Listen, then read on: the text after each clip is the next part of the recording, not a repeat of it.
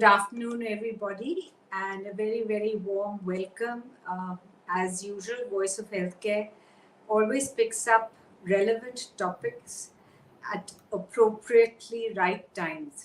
So we've just finished with our festive season, and we are walking into another very, very festive season of weddings, where certainly the star will not only be the bride and bridegroom, but plenty of sweets that we are all going to imbibe. So it couldn't be more appropriate to have this discussion. So we have a stellar panel with us, which represents international as well as the entire country, both from a policy perspective as well as monitoring perspective. So we couldn't have a better discussion, I believe, in the next 1 hour. So the intent of this discussion is to actually understand the operative challenges in being able to tackle the menace of diabetes and see what is it that we can actually, perhaps cherry picking is the wrong word, but prioritize as to where our focus for the coming year in the immediate future, as well as some midterm and long-term goals at being able to manage this menace. Given the fact that India, just to set the context, has a very large population, and so does China, tongue-in-cheek, people call India the diabetes capital of the world.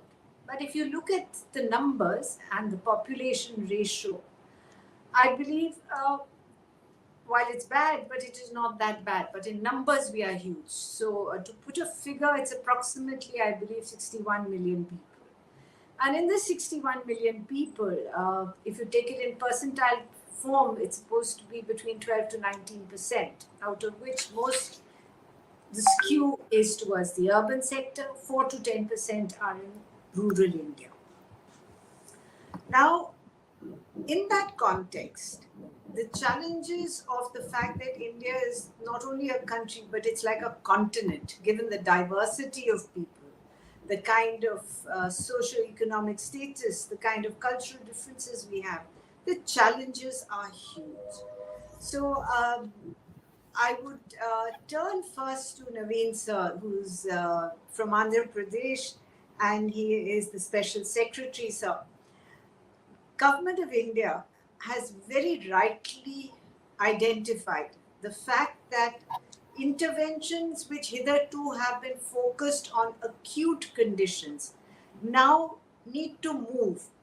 It has to include non-communicable diseases. And the last couple of years, we are finding the rhetoric and the change move so that there is a 50-50 ratio between coming up with policy interventions to be able to take care of it. The other very interesting change that one is seeing is the emphasis that is being given upon wellness. So, from your perspective, and Andhra Pradesh is spearheads healthcare delivery as well as services, as well as in manpower. What do you think from an operational perspective? How is the state, and how do you think the policies from the center support the state in being able to tackle diabetes as a whole? Over to you, Naveen sir. Thank you, ma'am. I think you made it very clear in your opening remarks. The vision of the governments are changing, very well. I think that's you talked about 50-50. I think if the current secretary was there, he was also a director some 10-15 years back, the secretary health.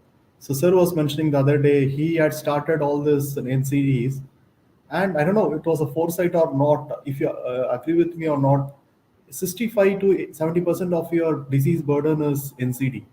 And given it's just 4 diseases, diabetes, cardiovascular, oncology, and hypertension. These 4 diseases, these are preventable with the good adherence protocol. And that's the way forward. In fact, if the disease burden is moving towards NCD care, which means there's a need to change your policy making also. And there's a definite need. I think you talked about acuteness is no more a criteria. So That's the part. So what we are doing in Andhra Pradesh is we have a concept called family doctor. We have already piloted this concept. These there for each mandal. Mandal is smaller than a block in Andhra Pradesh. For each mandal, there are two doctors, and each doctor would have some 7 to 8 villages at their disposal. So which means one doctor would be sitting in the PHC, the other doctor would be in that 104 MMUs, the mobile medical units, and he will be visiting these villages. So what he would be doing is, before he goes, there is a community health worker who is actually a trained nurse. It's a She will make all this assessment. In fact, you must have also seen that government of India started this huge NCD survey. So we have got, I would not call it survey, I would not call it screening, but it's a survey. So what has happened is it's a preliminary survey which has gone house to house, and the mobilization work has happened. Now it's a time to bring this mobilized or screened. I would not call them screened, the surveyed people. In fact, I would call it surveyed people to the system. I think they should be in the system, and they should be tracked for all this thing for a longer time. So what it also means that you need to follow them digitally also. Like, it's not just the treatment protocols are not about like acuteness is that you go there, get a treatment for maybe a one time visit, two time visit. Maybe if cancer it is maybe a 6 months treatment, but it's not the end of story, right? Given these diabetes, things like this, they have a longer, gestation period, or longer. I would not call it as a treatment period, adherence protocol. I think I would call it longer adherence period, which we should look at. So this is what we are looking at, the concept of family physician. In fact, if you personally ask me that, in fact, I was reading a couple of papers which also talked about this being a lifestyle disease. We should approach it in a holistic manner. And women have a larger burden in diabetes than men. I think that's also a factor. And numbers are not very clear. If you talk about what is the range of numbers across the country, it is somewhere between, I'm told it's 7.8 to 22.9 percentage of population which has this the diabetes across the this thing. So it has a regional shift. It has a eating pattern becomes a point of care or point of concern, and many other this things. So it also means that there is also need for holistic awareness, changing your eating patterns, your fitness thing. So in fact, people also talk about introduction of I think you also mentioned talked about wellness. The wellness part, I think Ayush is well placed to play the wellness part. I think our reviving the older traditions. In fact, I think there are a lot of people who are talking about millets as an substitute to rice. So these are things which should be talked at a larger interest. It's not just about treating the patient, or it's not about the insulin-driven diabetes protocols. But I think we should also look at the larger, perspective. Then you should holistically develop the approach toward diabetes. I think that should be our goal when you talk about. I'm just talking about diabetes. I'm not talking about the other NCD. So that should be the goal which we are planning. And one more thing which I think CIA could also be, or IDA can think of this as an not tried before. We can also talk about community pharmacist. How can we build community pharmacy models? I think, see, I'm picking these examples because I also run this HIV/AIDS Control Society, which has a very good knowledge of controlling a disease for a longer time, because there are well-built systems. So there are systems within the government to transpire or inspire us to create a system for NCD care. And NCD care doesn't need hospitalization or hospital visits. So it can be home care model. I think we should also strongly build a home care model. So along with the family physician concept, we should also explore community pharmacist as a model to develop. I think there are some models which have been explored in the AIDS control societies in Maharashtra, and also I think there's a 𝗕𝗨𝗓 model. So I think this is the future. I think we need to bring, given I think one of the talks given by Dr. Jitendra Singh sir in one of the global summit was that we are going to have a huge aging population also. It's time now. I think talks like this would make it a sense to create that awareness and create our system, and say be in a forum for a long time. We should also create this awareness. I think there's a lot of pretty good awareness about cancer, the other NCD, but I think hypertension and diabetes needs a bigger forum, and I think you guys are doing what it is needed to be done at this hour. Thank you so much. Diabetes is popularly, India is known as the diabetes capital of the world. Having said that, given the size of our population, it shouldn't come as too much of a surprise, because when you look at it from percentile perspectives, though it is high, but because of the sheer numbers, we catch the eyeballs. Having said that, I don't think one can be facetious enough to say that we will be able to tackle it if we don't get into the trenches and make sure that the environment and the ecosystem is supportive towards a patient to be able to take care of it. So I don't want to get into statistics or get it right or wrong, but approximately most people say there are about 61 million people in India who have diabetes. And there is a skew towards the urban areas in which it can be as high as 12 to 19%. And while in rural India, it is 4 to 10%. And there's a gender difference also, in the sense that women seem to be more prone to diabetes. And the unfortunate truth is that the age group in which it is impacting people is when they are in their productive age groups. And as we move forward, this age in identification of diabetes or picking up diabetes, diagnosing, is falling. So from a nation's perspective, ma'am, how do you view the fact that the productive age of individuals, when the nation needs them, and if they are not productive, then the nation does suffer, notwithstanding the impact it has on the individual and their families, from a perspective of where you are coming as mission director in Madhya Pradesh, how do you view this particular aspect of healthcare? Over to you, ma'am. Thank you so much. And like you have hinted, it could not have been more timely to talk about this disease. I always personally find diabetes to be a very debilitating sort of a disease. As such, it is okay. People take it in common parlance that, most people have sugar, and so they are taking their medication, but they do not know the far-reaching, consequences or impact it has on the other organs till it gets very serious.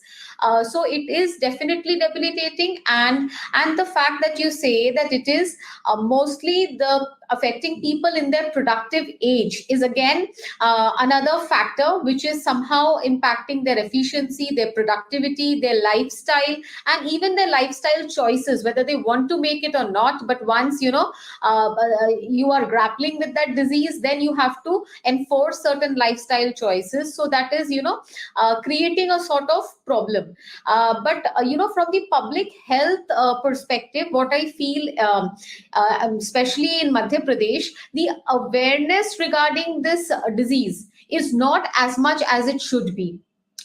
For certain other, more infectious form of diseases, communicable diseases, the scare or the fear factor is always there. So, I see on such diseases is more hard hitting. But when, these kind of diseases like NCDs, when we talk about the non-communicable diseases, be it, BP and diabetes, they are, not given enough importance, not given enough policy space, which I think is now changing, because now once the hard facts and figures have hit the reality, even the policymakers have woken up, and now they are saying that NCD is like an iceberg. So if we do not address it, we do not know how much it is impacting and how it is adversely affecting all the other health programs. So that awareness has come. Right now, Government of India focuses a lot on NCD screenings. NCD NCD screenings now are mandatory from the sub-health center levels right up to the district level.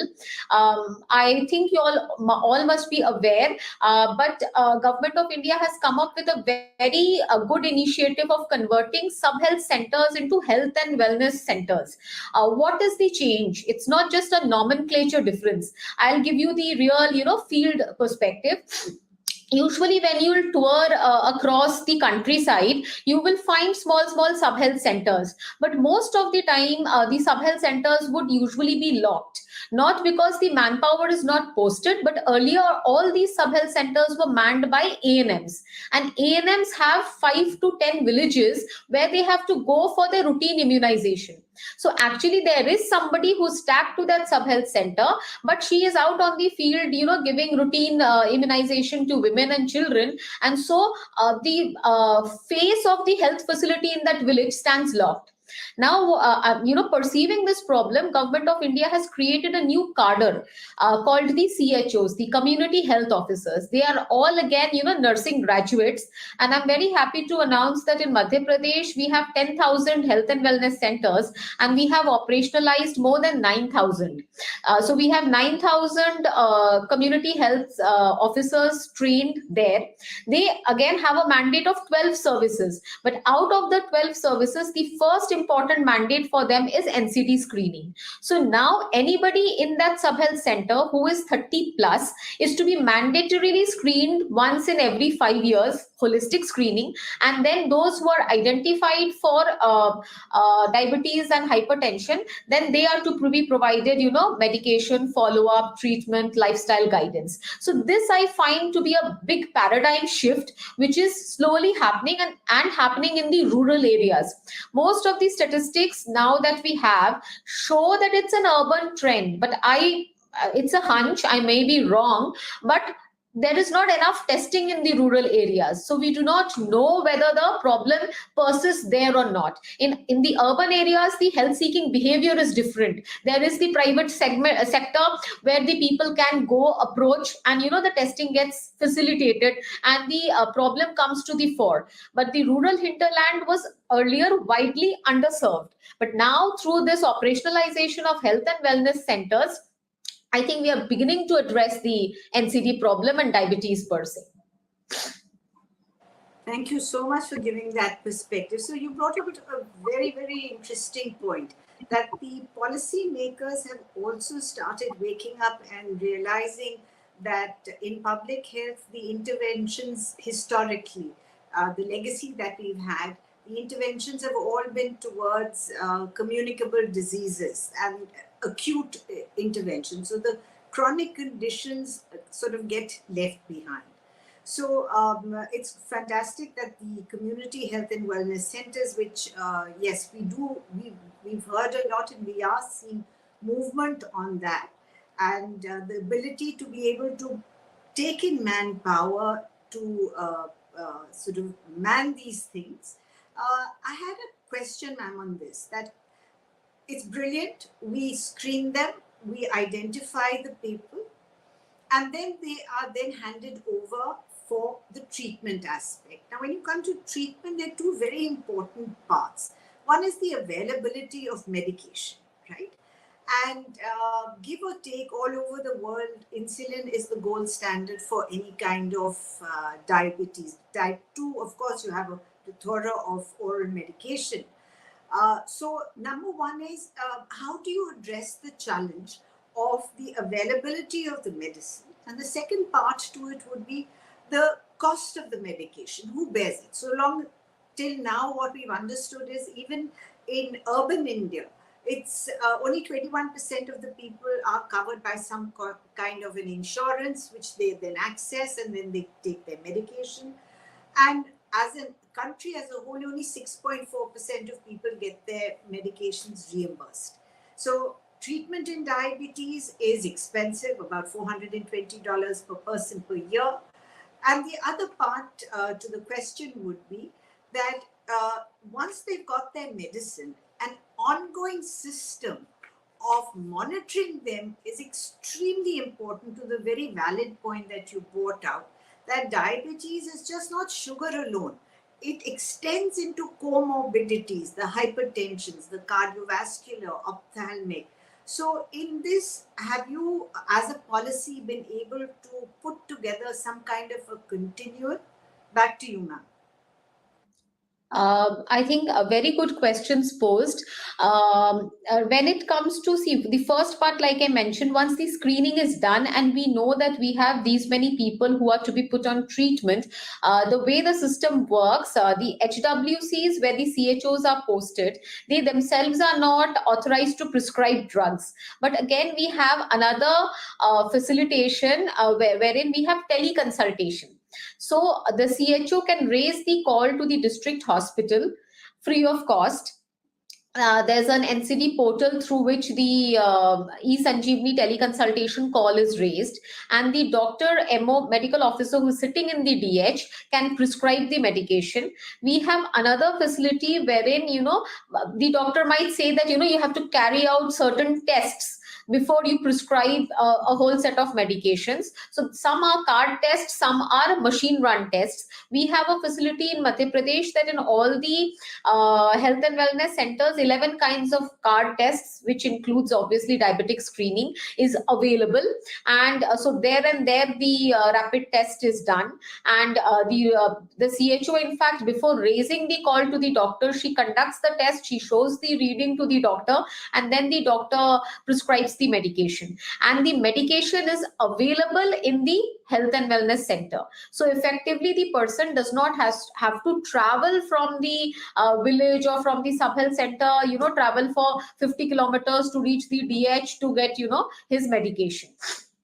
This is part one. Secondly, if detailed, like you said, there are other comorbidities. So if, say, the doctor says that, this person has to be, screened for creatinine, or the person has to be screened for, a full profile test is to be run. Even those facilities are available in Madhya Pradesh. That again is through a PPP model, which we call a hub and spoke model. So from the patient who has walked into a sub-health center, his blood sample will be collected. The sample will get transported, and then the test result will be communicated to the patient on his mobile number as well, if he or she has a mobile number, or the next day whenever he walks into the sub-health center, he can take a printed copy of his test result as well. So in the case where, a detailed investigation, blood investigation has to be done, then the patient does not get medication on day one, but on the subsequent day when the test results have arrived.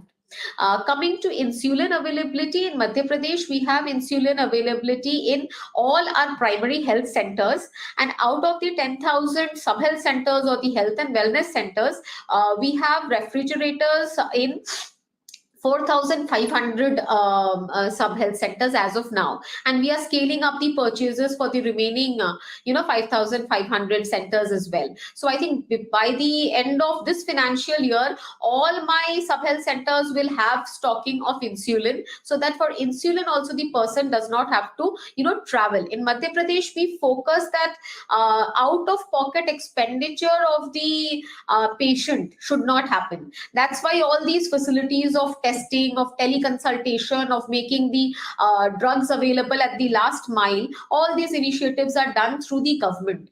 So the cost of treatment is not on the patient at all once the patient comes into the catchment of the government system.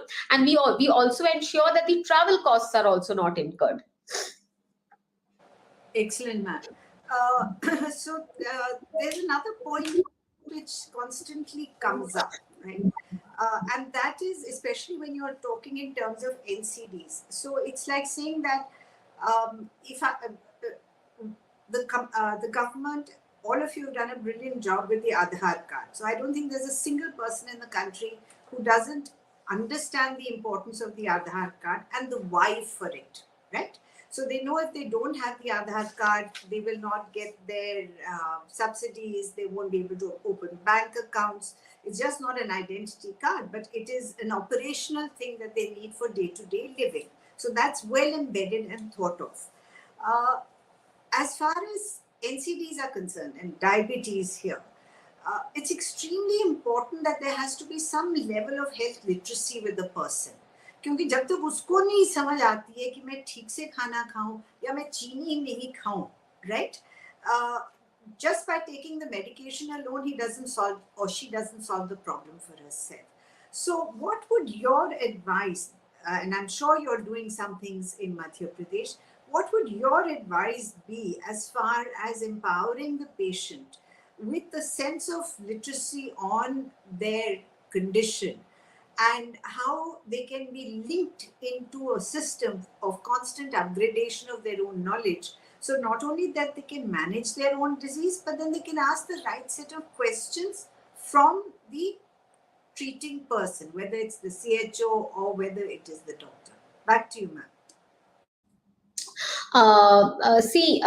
This is something which would require much more, time. But some things have begun. So I'll just tell you what we are doing, and or rather what we are trying to do. So see, when the nomenclature got changed from sub-health centers to health and wellness centers, even we, professionals started asking, why is it called wellness? And what does this wellness mean? Or what are the additional activities that those sub-health centers have to perform in order to qualify it to be a wellness center? So definitely we are not saying that it should become a high-end resort sort of a thing where wellness therapy is given. But what we start doing in Madhya Pradesh is we have yoga practitioners who are hired to give advice on in the exercise part of it, on the metabolic side of it. Nutritional counseling is again very, very important, though I'll be very candid, we do not have a sufficient cadre of nutrition counselors across the state. But I think that is again one sector which is yet to come up in a big way if we want to handle the entire health perspective, not just diabetes, because you need proper nutrition even for TB patients, you need proper nutrition even for malaria and dengue patients. So it should not come as an ad hoc thing that when a person is grappling with some sort of disease, only then we ask the question what is to be included in the diet or what is to be excluded from the diet. But rather it should become a holistic lifestyle choice, and the person should be aware from day one what is good for him or her. But interestingly, there is a Eat Right campaign which was launched by our Prime Minister in Madhya Pradesh. What we did is we, went ahead and created very innovative Eat Right toolkits. It has simple, cost-effective mechanisms of showing food pyramids. So it will effectively show that a person should eat more of vegetables and leafy vegetables and fruits, and then grains, and then the other fat and sugar should be on the top of it. So in a person's diet, to explain it in your in a very easy manner to the people when they come for counseling. Because if you just give a sort of a lecture sort of a model, even the old people, say a 40+%, 50+% coming in, walking in, they will say a young CHO is now telling me how to cook, or a young CHO is telling me how, what to do and what not to do. Rather we have quiz formats. Which white elements are bad? So maida is bad, salt is bad, sugar is bad. So in an innovative way, we try to interact the people who come for the wellness sessions, make them do some sort of yoga, and then talk to them in an interesting fashion so that they take it back with them, and then maybe talk amongst their households, talk in their own villages. So that is how we are taking the Eat Right campaign ahead, and the cost of printing those small tools is very negligible. So I think that is IEC funds well utilized in the form of creating those Eat Right toolkits. I think that's brilliant, which comes to fore when we had the peak of the COVID season at CII.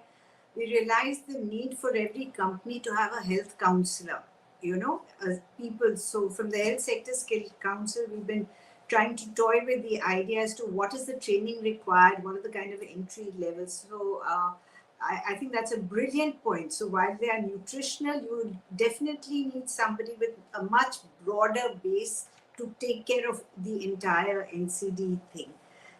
So ma'am, I know time is always short with all of you. Your hands are always full. Any last comments or any thoughts that you would like to leave with us as perhaps a to-do? I mean, PPPs are there, as you very rightly pointed out, in diagnostics. The challenges are multifold, right? And every state is contextual. But is there anything that we can collectively do, right? Taking the learnings that you have and the great work. I think this pyramid that you've put in the Eat Right campaign definitely warrants it being taken across the country. Anything that you would like to share from your perspective that would be a good practice to follow, or something that we as both individuals, companies, institutions should be looking at for this good? I would divide my response in two parts. One, what we should be doing. I think everybody who is in the health segment, health professionals, public health segment, we should definitely spread more awareness about NCDs and diabetes in particular, and also insist on timely screenings, because that's the key. If once the person is diagnosed, the person himself or herself becomes serious. But if left undiagnosed, then the person complicates the health condition and then comes into the hospital for a far more complicated issue. So screening is the key. And screening, when we talk about screening, we should also look at access point issues. It should be that the screening of everybody is happening. We should talk about gender equity. Again, I say that maybe women per se do not have ample health checkups. So the health checkups should mandatorily happen even in rural areas, where the health checkups for the females should happen. And then we get to know whether the problem exists or not. I'll be more than happy if after 100% screening, I come to know that the problem really does not exist in the rural area. But today I'm not convinced. So I would say that we should really be very extensive about screening. And the good part about screening is now the rapid tests are very, very economical.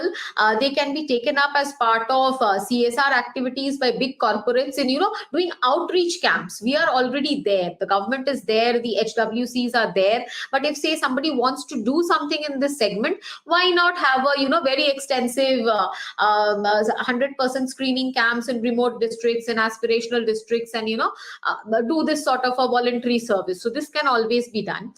Secondly, like when I said it's debilitating disease, it has other far-reaching impact. In Madhya Pradesh, we are trying to do something about diabetic retinopathy. So I think definitely that is one segment where much more attention is required. Even our plan is something which is still in the discussion phase. So we've not been able to, execute or implement it. But that again, like you said, a person is productive. This is the age of IT. Most of the time, all the people are hooked onto their laptops or computers for work.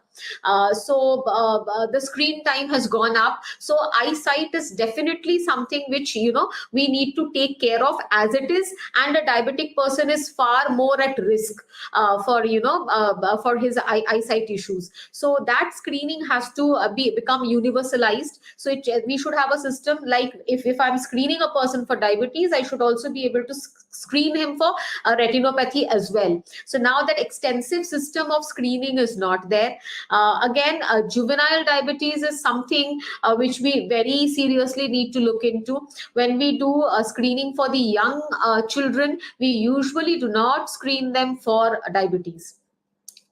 In our government programs, we look for vitamin C deficiency, we look for all the other kinds of deficiencies, but we do not actively screen kids whether they are diabetic or not. And even parents get surprised when they find that their child has been detected with juvenile diabetes. So I think it should not come as a surprise. We should educate the parents, and we should also promote a screening of kids as well, so that we know that whether one is grappling with that disease or not. So I think these are my parting words, and I wish all the very best to everybody who's working in this segment for the betterment of the people and healthcare in general.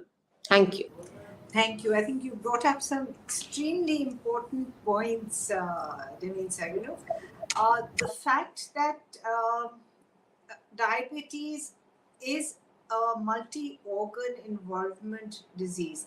And I'll come back to Dr. Shashank Joshi a little later, but there is a continuum of care, and what you flagged is a very interesting part of how can you bring in the pharmacists. And I'll come back to Mr. Sherief on that point, as becoming a community pharmacist, which comes to the point, and I'll turn now to the Mission Director at Karnataka, Ms. Chandrasekhar. Is she here? I can't see her up here. So Urvashi, if I may come to you instead for this, that so there is a patient who has entered into the system, gone to the community health and wellness center, where I believe a new cadre of people is being developed, which is the community health officers. They do the screening, they identify the individual, and then they go up the value chain, get a teleconsult and get themselves diagnosed, and medication is given. Now, it just doesn't stop. It's not like a simple fever where you take a paracetamol tablet, but there is a continuum monitoring that is required, right? So in this process of continuing monitoring, from Niti Aayog, what are the kind of things that you are looking at institutionalizing at an operational level in the states, so that this continuum is there? And I think Naveen sir also flagged the fact that there should be substantive health literacy. So how are you approaching this? Over to you, Urvashi. Yeah, thank you. So, so I think, we need to start definitely from the wellness and prevention aspects. Given that we have such a large population, we also have a genetic predisposition to ailments. So, given that fact, that there is a large population, a genetic predisposition, we need to really focus on the prevention and wellness aspects. We cannot always have a curative or a management approach. Of course, we need to, look at management and the best possible management when somebody does develop diabetes.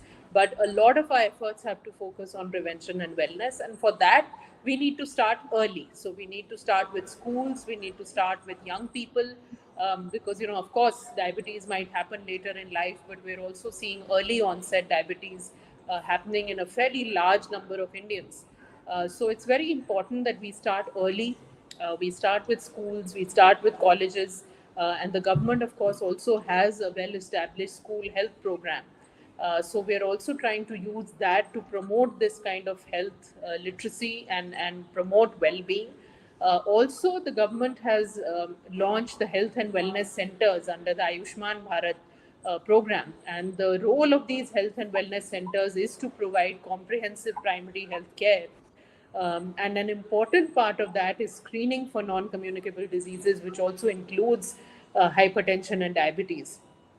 So I think once these health and wellness centers are operationalized, and we are supposed to have 150,000 by the end of this year across the country, and one such center for every 5,000 population, if we are able to get the right kind of trained and skilled manpower in place, that is a very important aspect as well in the health system, then we should be able to do the kind of early screening for hypertension and diabetes, as well as promote good health and well-being, including through the integration of Ayush. Because in the primary healthcare system, we are also now giving increased emphasis to Ayush, to yoga, which obviously has a big role to play, when we look at wellness. So I think, we have these multiple channels, whether it's the school health program, the health and wellness centers, and then, of course, at higher levels of care also, we need to have systems in place for management, for health insurance if you do have complications and you require hospitalization and so on. But I think the important point is that our emphasis is shifting much more to prevention and wellness, rather than wait and watch and then sort of react approach.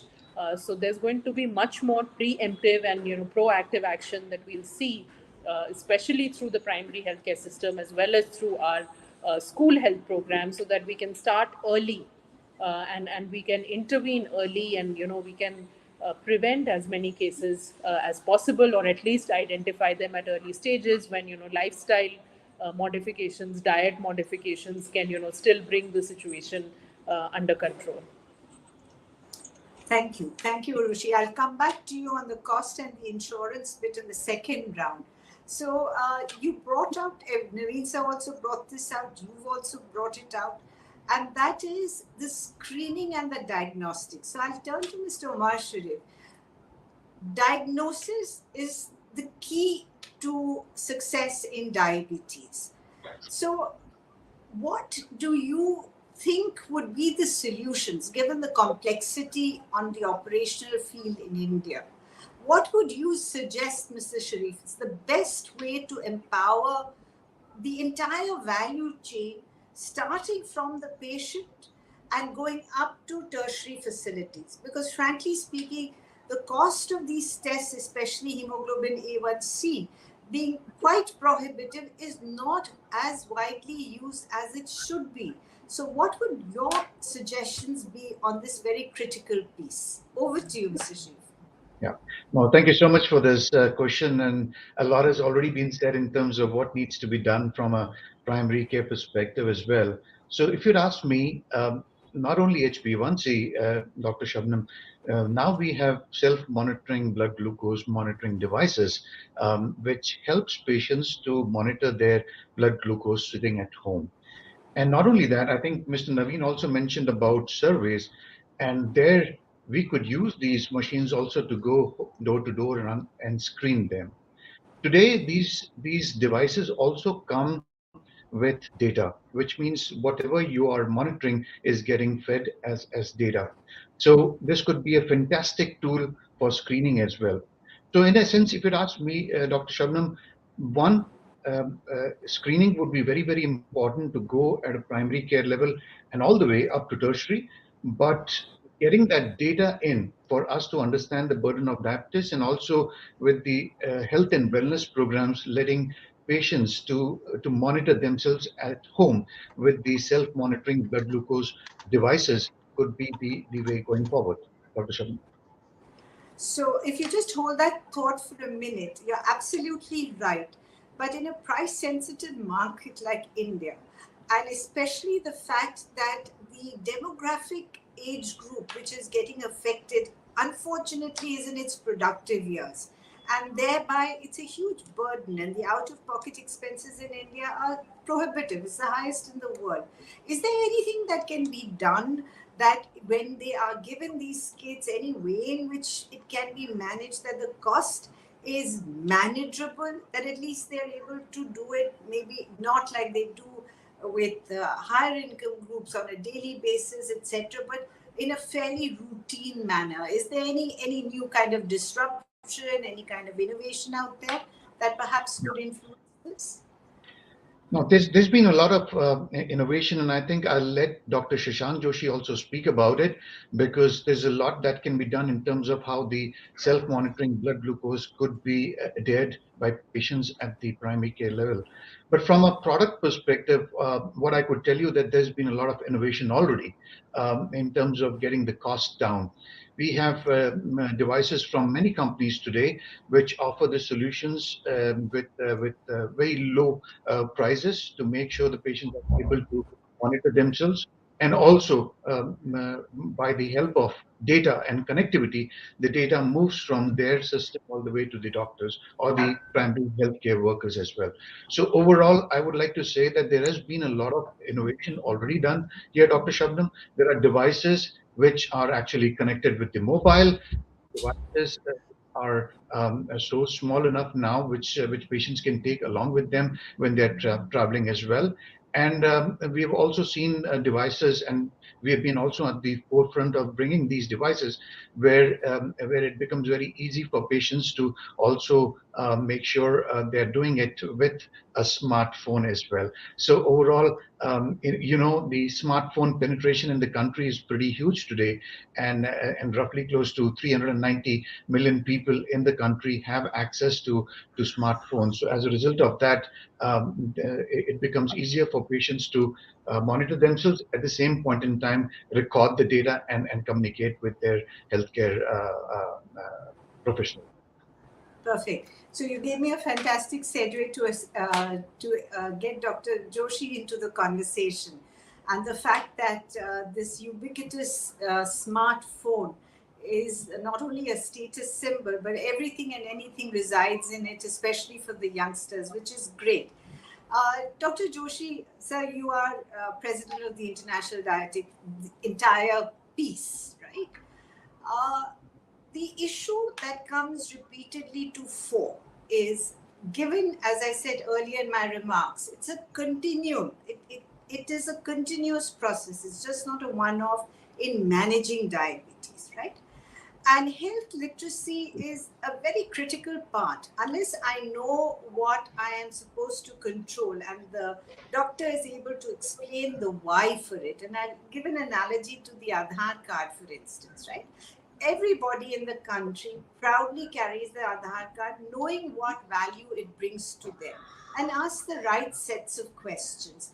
So what is it in your mind that we can do for the country as a whole, not only as healthcare professionals, practitioners, but the entire value chain and communities, to be able to get home this message of what diabetes is, why is it so important to constantly monitor it, and what do you need to do as far as your ecosystem is concerned?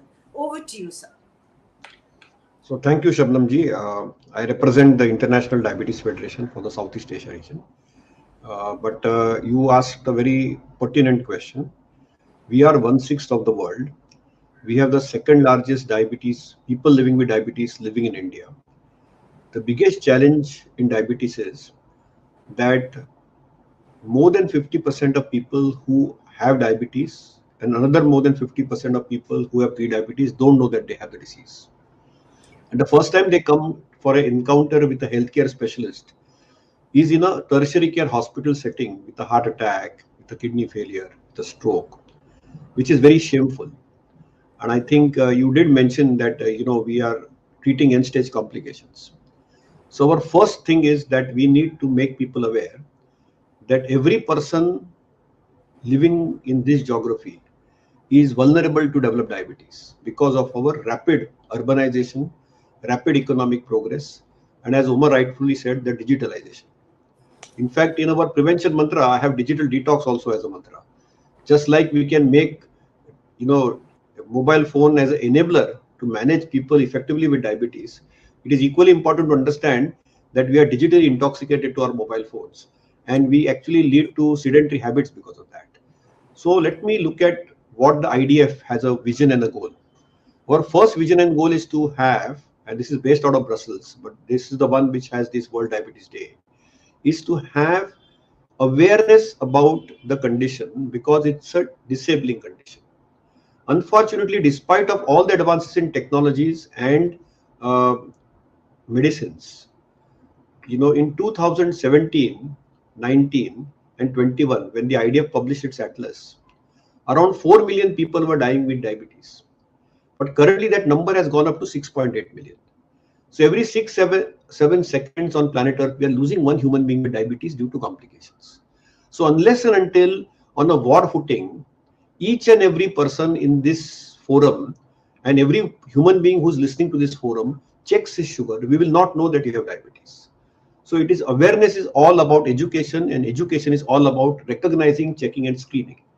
So I think any individual who has a family history of diabetes or has a waist circumference more than 80 centimeters for a woman or 90 centimeters for a man and is about 20 years of age, living in our geography should screen for diabetes.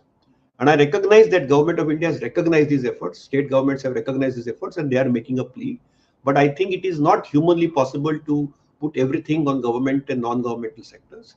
It is for you and me to make it as a mission to screen and recognize and detect diabetes, because it's easy to detect, and the cost of diabetes and the burden of diabetes is not in recognizing or treating diabetes. It is actually in the treatment of complications which are prohibitively expensive, though India still has one of the lowest costs of tertiary care. So I think it's very, very crucial that we recognize that we have a mission to early diagnose, early recognize, and be aware. And whether it is the school canteens, whether it's the workplace canteens, whether it is a food chain supply, whether it's a physical activity, we need to do this. That diabetes is a silent war, which we are fighting and losing.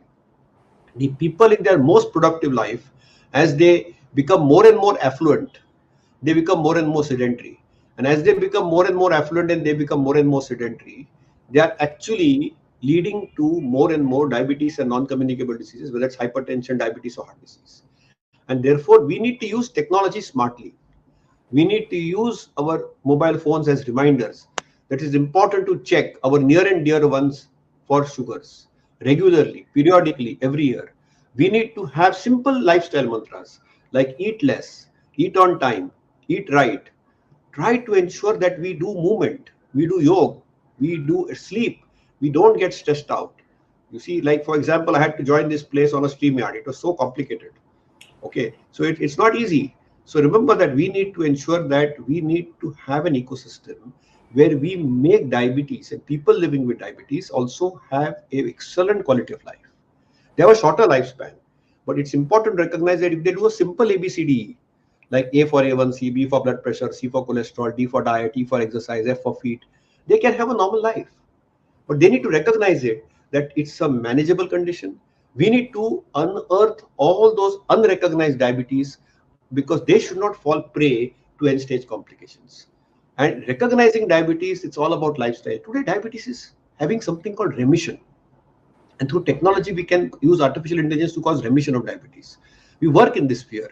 So I think, we are, as Charles Dickens said, we are in best of times, but worst of times. So we are in the best of times with access, availability, and affordability in India when we are celebrating 75 years of our independence, all there. Yet we are still seeing the loss of lives and loss of our organs through this devastating disease. And it's therefore important to recognize that education is the only cog. If you ask me, the single point thing which can make a difference, where very rightly you said, ma'am, is ensuring health literacy in local language.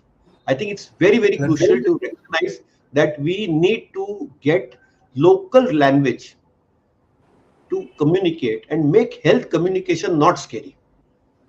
Health communication has to be a partnership between all stakeholders and ensure that we are able to empower people living with diabetes for a healthier, complication-free life and recognize people who have the disease, but they don't know they have the disease. And ultimately give them hope, but don't make them reckless. So I think that's really the key. And I think technology is enabler. We have, simple technologies which Omar has, which make us diagnose people early with the disease. And then they can manage the disease effectively. It's important to recognize that they are our brand ambassadors. In fact, we have a theme at IDF now, nothing without us, without talking to us, which is people living with diabetes need to be recognized without stigmatization.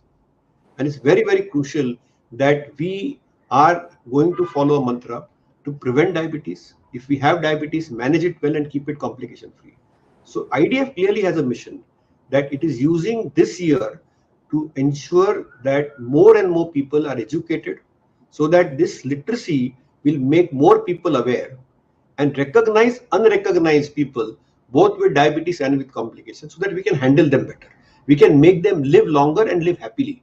See, it's not just about health. Health and happiness go hand in hand. And therefore, it's very crucial to do that. Thank you so much. Highly impactful, and like the adage that I say, you can't boil an ocean, but you certainly boiled the ocean and made it impactful at the same time. So I'll move to you now, Dr. Madan. Jagmeet, repeatedly, Dr. Shashank Joshi, Urvashi, Mr. Naveen sir, everybody has spoken a lot about lifestyle, right? and the challenges of diet. Now, it's like trying to take the sting out of the tail, right? Everyone is absolutely obsessed about their food. So, what, to your mind, given that we have an Asian Indian phenotype, what, from your perspective, would you say is the best way to approach the food aspect for diabetics and make it contextual to their local socio-economic environment? Over to you, Chen. So, very good afternoon to everyone. And thank you very much, Dr. Shubnum, for this question. And of course, the Voice of Healthcare for this opportunity. I think I take the cue from what Dr. Shashank said, that how he emphasized on early diagnosis or early detection. The continuum for diabetes, so far as nutrition is concerned, starts from a lean, obese person who doesn't even know what is going on in the body. And to look at, he has a low BMI and he feels there's nothing wrong with him because he's not overweight, he's not carrying excess weight. So there is no question that he could be heading towards a complication like diabetes. And I say this with a lot of conviction because we have screened 1,300 adolescents and young adults in the city of Mumbai, in the age group of 16 to 25 years. And you'll be shocked to know that 30% of them were already pre-diabetics. They were hyperinsulinemic, they had high levels of inflammation in the body, and yet many of them were normal BMI and low BMI. So when you spoke about, Shubnum, the continuum doesn't even start with the terminology of diabetes. It starts with, people who consider themselves normal, to, a person who's a frank diabetic and is heading towards complications. So, to my mind, if a person says that, a diabetic has to have a special kind of diet, to my mind, I am convinced today to make a statement that every Indian adult has to respect the framework or the language of diet which a diabetic needs to understand. So every Indian needs to understand that we need to restrict on carbohydrates. We need to improve the quality of carbohydrates. We need to have dietary fibers, rich carbohydrates. We need to have our half plate filled with vegetables. We need to have good quality protein in our plates. We need to portion our cereals, throughout the day. Now, whatever I'm talking is not, a mantra only for a diabetic. I think it's for every Indian adult, because if we come closer to that healthy plate, which has been very beautifully explained, to strike a balance between the food groups, what is more important and what is important but needs to be rationed. I think these are the kind of messages which need to go to people at large. Now, when it comes to success in managing diabetes, to my mind, yes, as a nutritionist, I vouch for preventive nutrition. I would rather prevent a pre-diabetic to get into pre-diabetes or diabetes, So arresting the damage early is the key. And very rightly, everybody has said that we are a developing nation. And, the cost of treatment, there's no comparison between cost of the treatment and preventing something from happening. So starting from preventing a pre-diabetic to get into a frank diabetic, preventing a frank diabetic to get into complication, preventing a type 1 diabetic to get into acute complications. I mean, these are the successes which we need to achieve as professionals and especially as nutritionists. Now, I really take the point which Urvashi made that, Government of India, we are thinking in terms of having health and wellness centers. We are thinking of getting schools, as an epicenters to impart education and get health on board. To my mind, I'm here representing the entire nutrition and dietetics fraternity.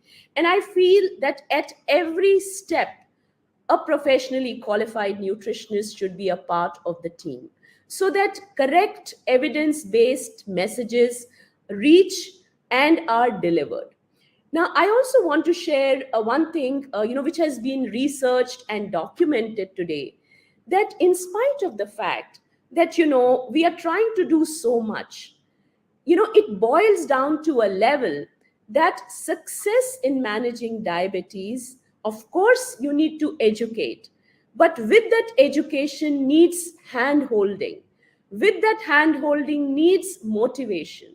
So unless and until you do that at every step, we are going to falter. I mean, I'm just sharing this with you. Before I got into this program, one of my colleagues, my staff, came to me and she said, I have diabetes.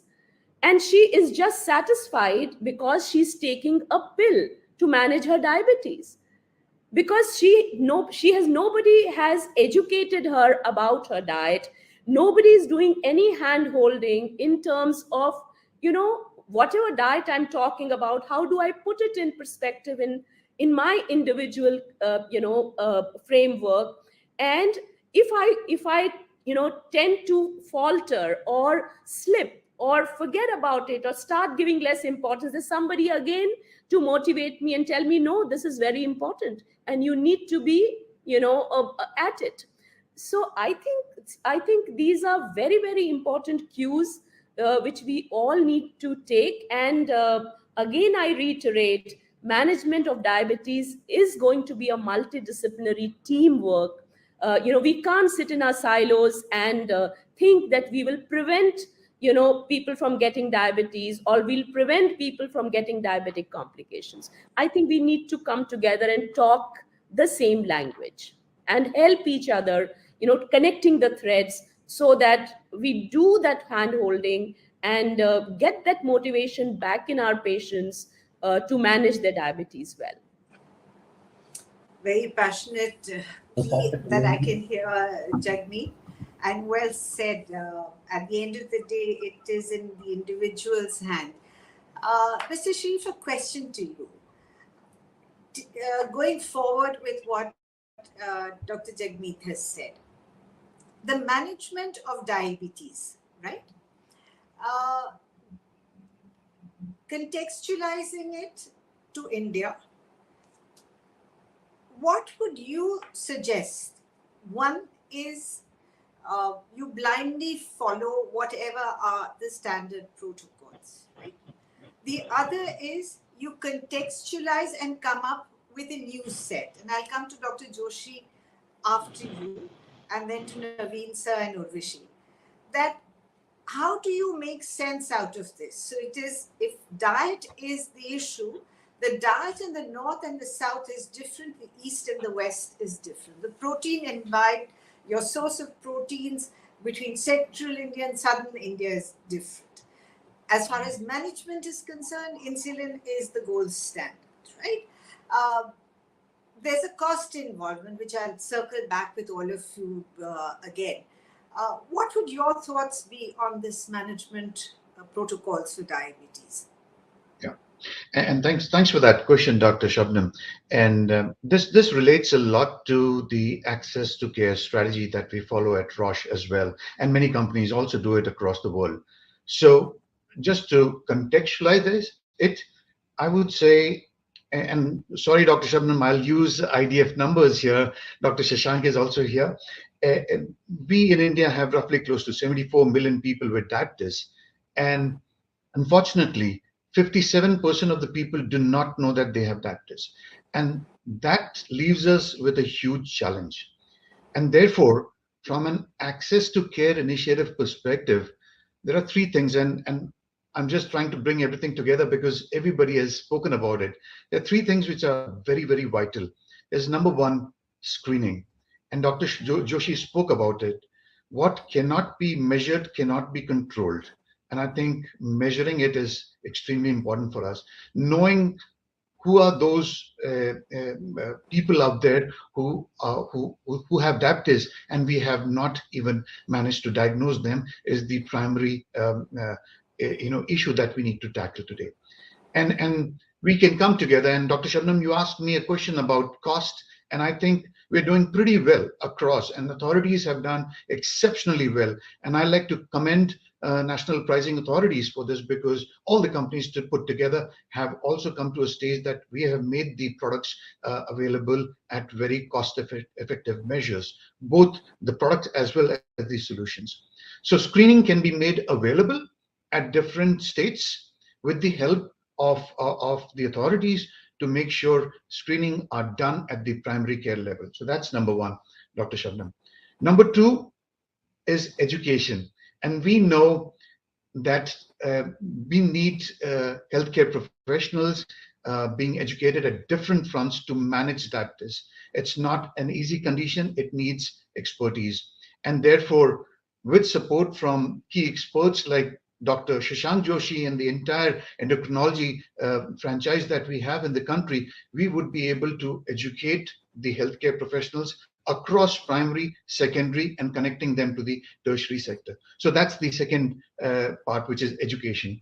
The third one, which most of us have spoken about, is the awareness. And I think that levels of awareness have to increase.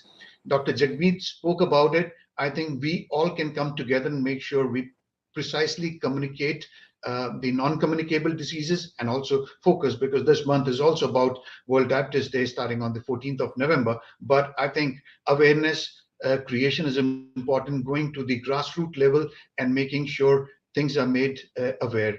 So all of this, if you put together, Dr. Shubnum, what I'm trying to say here is Mr. Naveen spoke about surveys, family physicians, community pharmacy models, home care models. So all of this could give us, with screening, data which would relate to burden of diabetes in the country.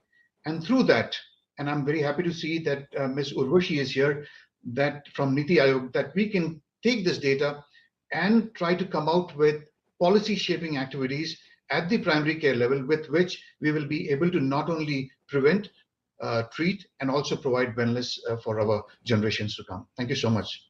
Thank you. Thank you. So I'll move to Naveen sir. Are you there? I'm there. Yeah. Yeah. So some very interesting points.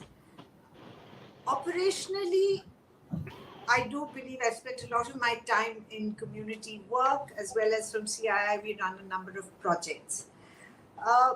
The issue and the sense that we get when we are working on the TB Mukt Bharat, and Dr. Joshi can also come in on this point, that we have the recently formed community health officer cadre for the community and wellness centers, but we have the ASHA worker at one point, right? And then down the stream, we have the doctors, the GPs, and smattering number of endocrinologists, right? And the problems arise when the management doesn't flow through in a systemized manner to give those wake-up calls to people. It must be a huge challenge from a governance and a policy implementation perspective. So what would you suggest is a way of energizing the community, right? The panchayats, the youngsters have already been mentioned. So how would you suggest this galvanization, to Gurmeet's point, that everybody is a potential pre-diabetic in the country, so you all better have better healthy habits, right?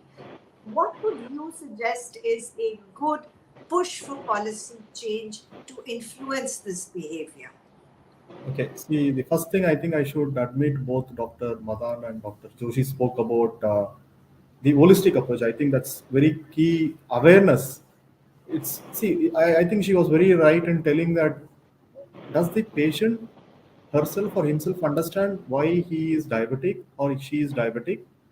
And is it when in fact I was talking about, it's not just about insulin management. Diabetes is not just insulin management. I think most of us, like I have people in my family, I see people around my family, they think that the number changes and that's when okay they have to reduce. Okay, if I don't eat I remember this, a lot of people think if I don't eat sweets or I won't get diabetes. Maybe the other part is that they will consume the other starch products which they do not count themselves as diabetic. In fact, there was this post which was talking about glass of orange and glass of Coca-Cola is as diabetic as if you talk only in terms of the sugar content. I'm talking only in terms of whether it's a good product or not. I'm talking only in terms of sugar content. Both are as bad for a diabetic person. So these are important because we need to, I think Dr. Joshi was talking about it again and again. He made a very passionate point saying that the education, I think that the word they were talking, going beyond awareness, I think that's the point they were clearly making it, going beyond awareness and educating them. And he also talked about, destigmatizing the what we call diabetes. See, we have a problem with the stigma. I think, in fact, during the NCT survey, we all think that we are healthy and we are fit, right? We are not able to accept. In fact, if you see the continuum, if you see the healthcare continuum, 6 A's, if you put it, awareness, acceptance, accessibility, affordability, and availability, and adherence. The first two belongs to the patients themselves, and the last one also belongs to the patient. The middle three belongs to the government setup or the public healthcare setup. So that is very keen that the person himself has to accept that he or she has to accept that's it's the beginning point of your journey, healthcare journey, right? So that is important. In fact, Omar talked about diagnostic, the reducing the cost of diagnostic with the Ayushman Bharat digital mission, the medical innovation increase. You are right when you opened your remarks. I remember we wanted to buy an continuous blood glucose monitor machine, and it was not available in India. I was shocked. This was a couple of years back. It was for a friend who was type A diabetes, and the mission was not available in India. Then we searched, and then I was told to buy it in somewhere in London, and in London we could not find whether it will work in India. So there was a lot of other things which are happening. So there is also a very important need that digital diagnostics will play a very key role in the NCD management across the country. I think, in fact, I'm told that Roche's current chief is the diagnostic boss, not the drug side. So it sends a very strong message across the community itself. The digital diagnostic is going to the future for some time. So this is what we look at. So when you talked about how do we galvanize this entire thing, awareness. You put that across. Let them be aware, and then the second stage of the healthcare continuum would start accepting and going to a treatment protocol. So we need to conduct experiments. I also spoke about the community pharmacy models where we need to.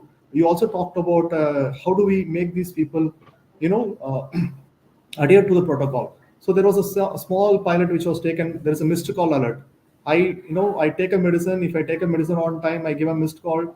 And if I forget to give a missed call for 3 continuous days, the call goes back. Counselor talks to him or talks to her to ensure that the person takes medicine. So it could be an initiative, and a CSR, Roche could do it. Somebody can do it. So IDEA itself can launch a number to do it. And we have technologies. There are digital technology. We don't have to hire so many people to do this missed call. There's a small technology, just a call goes, and we can also talk to Google people to have a virtual assistant talking to these guys. So there are a couple of ideas which we can think. We cannot put the kind of incidents which you are saying. We cannot put a person for monitoring each person. I think we also have to bring in digital technology a big time to reduce this cost and effectively manage a successful, I would call it, if you are a successful public healthcare system, which means digital technology plays a very, very important role. So leverage the power of the digital world to be able to make sure this happens. So even if you're able to impact a few and not the whole, the trickle down effect will happen. Urvashi, to come back to a point that you mentioned on insurance. So the statistics that I've been able to get is that it's only about 6.4% of the population of diabetics who are able to get some kind of reimbursement. And that's in 6.4 to 10% that they're, and in urban areas it goes up to 21%. Given that fact, and the fact that whatever has been said lends itself more to the outpatient environment, right? And most insurances are necessitate that you have to go into the IPD. How do we solve this issue?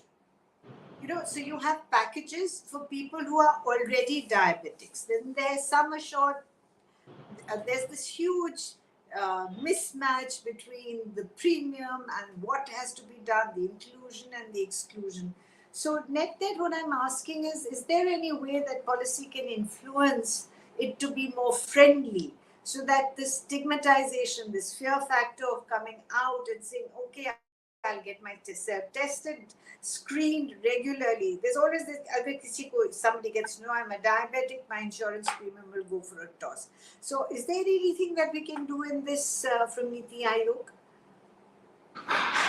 Yeah, so I mean, I think, it sort of comes back to my point on having a strong primary health system for diabetes and other NCDs, because a lot of, at least mild to moderate complications you can perhaps manage there.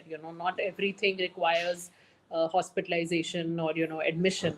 And of course, at that end of the spectrum, we do have now increasingly insurance coming in, although even at that end, we do need to increase our coverage. So if you see the Pradhan Jan Arogya Yojana, it does cover the bottom, poorest households. But then there's a huge missing middle, what we call the missing middle when it comes to health insurance. So we still need to, even for inpatient care, even for more serious complications, we do need to, enhance that coverage across the population. But a lot of it can be tackled, at the primary care level. And, that's where I was speaking about the whole reorientation towards health and wellness centers, towards, strengthening the care we provide. Even at our district hospitals, that's not strictly primary health care, that's more a secondary level of care, but that's often the first point of interface for many people. So it's really important that we train a wide number of providers, because there's different kind of providers who might interface with somebody who has diabetes. It might not always be a specialist or an endocrinologist or someone who's well versed with their condition and what complications it might cause. So I think we need to have a much more broad-based training effort so that we train different kinds of health providers to at least pick up what might be diabetes-related, symptoms or complications, and then, even if they are not the right, provider to provide that kind of care, they can at least refer them to the right, specialist or doctor, whoever might be relevant. So I think that is also very important. That we reorient, we shift it more towards primary healthcare. We try to tackle as many things as we can in the public and primary healthcare system, so that people don't need to go in for complex procedures later on.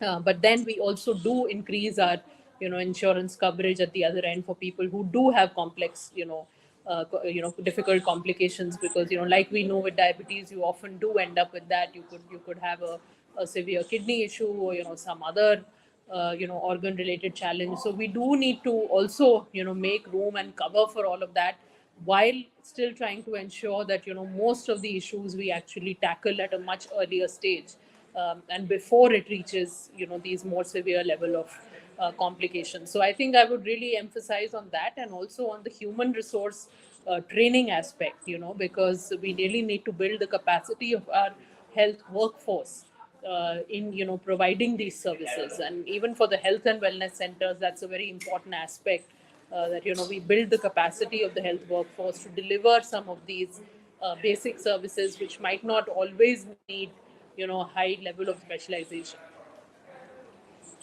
Thank you. Dr. Joshi, the last question to you, sir. It's it's interesting to note that as a country, as a nation, from independence, as you said, for the last 75 years, we've moved from 31 to 71 years of age, right? So life expectancy has definitely changed. But one thing that has not gathered momentum, and that is screening at birth. And when we are talking about screening, rightfully so, all our conversation is skewed a little more towards the adult population. What would your thoughts be in this, sir? Catch them at birth. As far as diabetes is concerned, this is not really relevant. What is relevant is maternal nutrition. Second trimester overfeeding of the mother, which is a very common practice in India, leads to gestational diabetes in the mother, and subsequently also it will lead to development of type 2 diabetes in the child to be born as well as the mother. So that is very crucial. So focusing on second and third trimester maternal nutrition is the key. See, we need to implement simple strategies which don't demand effort, don't demand expenditure, and can make a meaningful impact on healthcare indicators. And that's really the way to look of these steps. I have to compliment Government of India for being innovative. As far as type 1 diabetes is concerned, also it's not a neonatal disease. So as far as the screening at birth is concerned, I would say catch the mother and don't overfeed her in second and third trimester. And it's not about the geography. You may have different diets across different parts of India. But what do you need in diabetes? Just eat less. 1/3 less breakfast, 1/3 less lunch, 1/3 less dinner. Do a little physical activity, yoga, meditation. Do a little digital detox. Sleep for a good 7 hours. Try to be happy. That's all you need. It's not rocket science. And we really need to empower our nurses. Because you see, if you go to United Kingdom, for example, they have a primary healthcare service which manages everything in diabetes except some complex diseases. So it's the nurse which manages, including giving insulin. So it's important that we do capacity building because 1,000 endocrinologists in the country can't treat 75 plus million diabetics who are living in India. And that's not physically or humanly feasible or possible. So it's important to do more capacity building, empower our healthcare workers from the nursing to the educator chain, and they have to be multi-purpose. So they can treat diabetes, they can treat hypertension, they can treat cholesterol. And remember, the cost of treatment of diabetes is very less compared to cost of treating the complications. I recognize that we need to catch them early, but I think catching them when the mother is pregnant, because we have the largest proportion of gestational diabetes on planet Earth. And it's very important to recognize that in the second and the third trimester. That's far more important than screening at birth. In screening at birth, it's more for, birth defects, and that's a different domain altogether. That's not a field in diabetes domain. And type 1 diabetes is also the highest on planet Earth in India. But that usually occurs, after 6 months and usually is seen in young children in India. It's a lot of autoimmunity which is coming up within India. But that's a different disease altogether. There is no beta cells. You need insulin for life. That needs care and provision, but that's a small finite sum compared to the large proportion of the lifestyle diseases type 2 diabetes. And today what we are focusing in on is predominantly the type 2 diabetes component. But I recognize your question, and I therefore saying that it's important that, educating the mothers to eat right is far more important with physical activity in second and third trimester, so that we can go a long way for intergenerational prevention, not only for the mother, but also for the child to be born. Thank you so much. And I think that's a brilliant way to end this discussion. So the take-home message, as far as I can make out, is unanimous. Keep it simple. The key lies in individuals. It lies in screening. It lies in simple lifestyle choices. There is nothing which cannot be done if it is done collectively and we hold hands and make sure that we live healthy, long, uncomplicated, stress-free, non-addictive to digital technology. Thank you for a brilliant discussion, and back to you, Khushbu. Thank you. very, very much.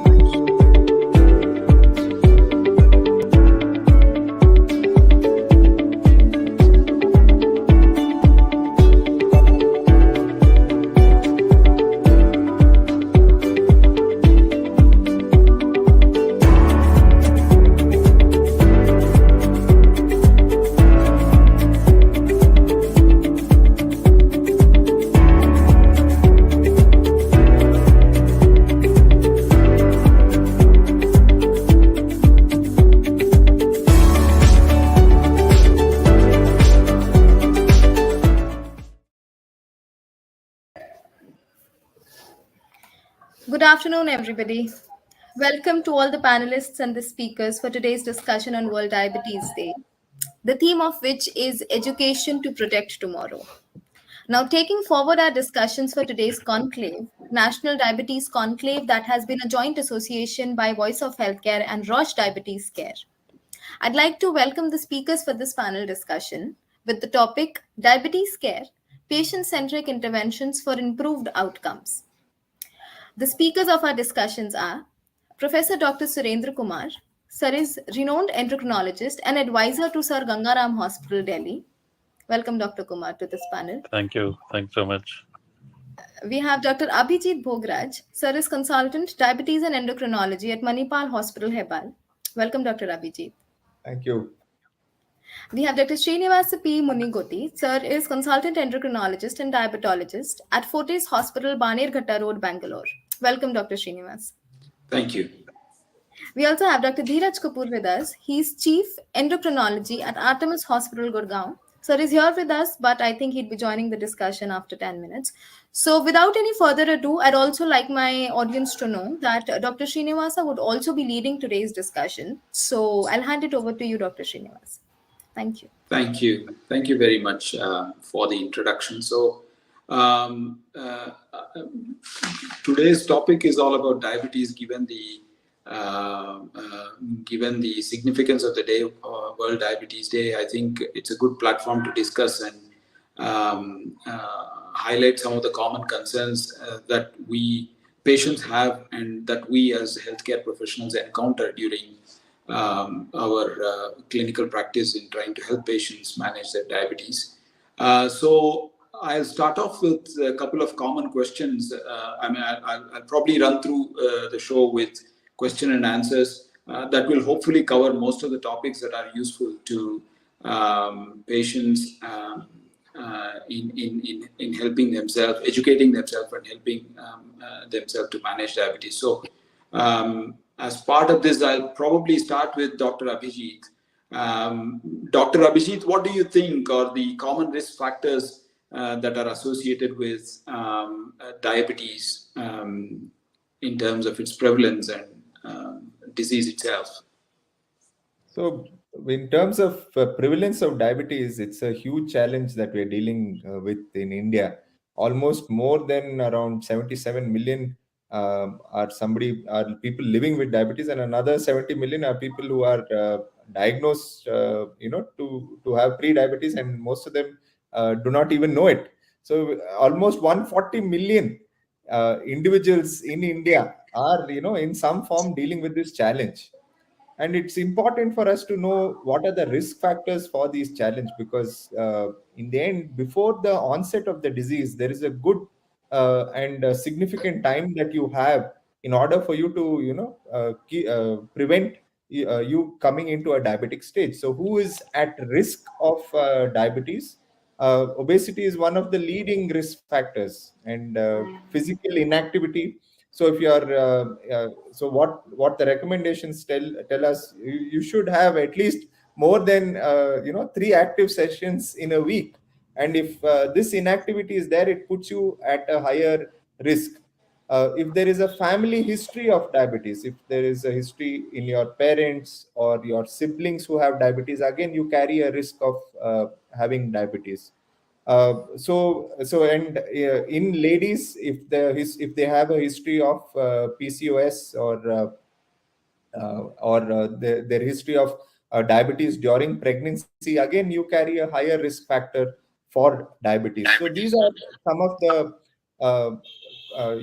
risk factors that you can that we are looking at.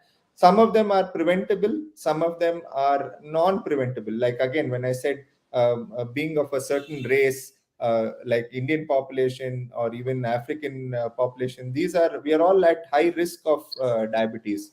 And when you look at the Indian individuals, we are thin fat, so we have that obesity only in the stomach, so rest of the body looks normal. So all these are risk factors. So the preventable risk factors are definitely linked to your lifestyle. Again, we'll be talking about it more in the next few questions. But overall, these are some of the risk factors that we are dealing with.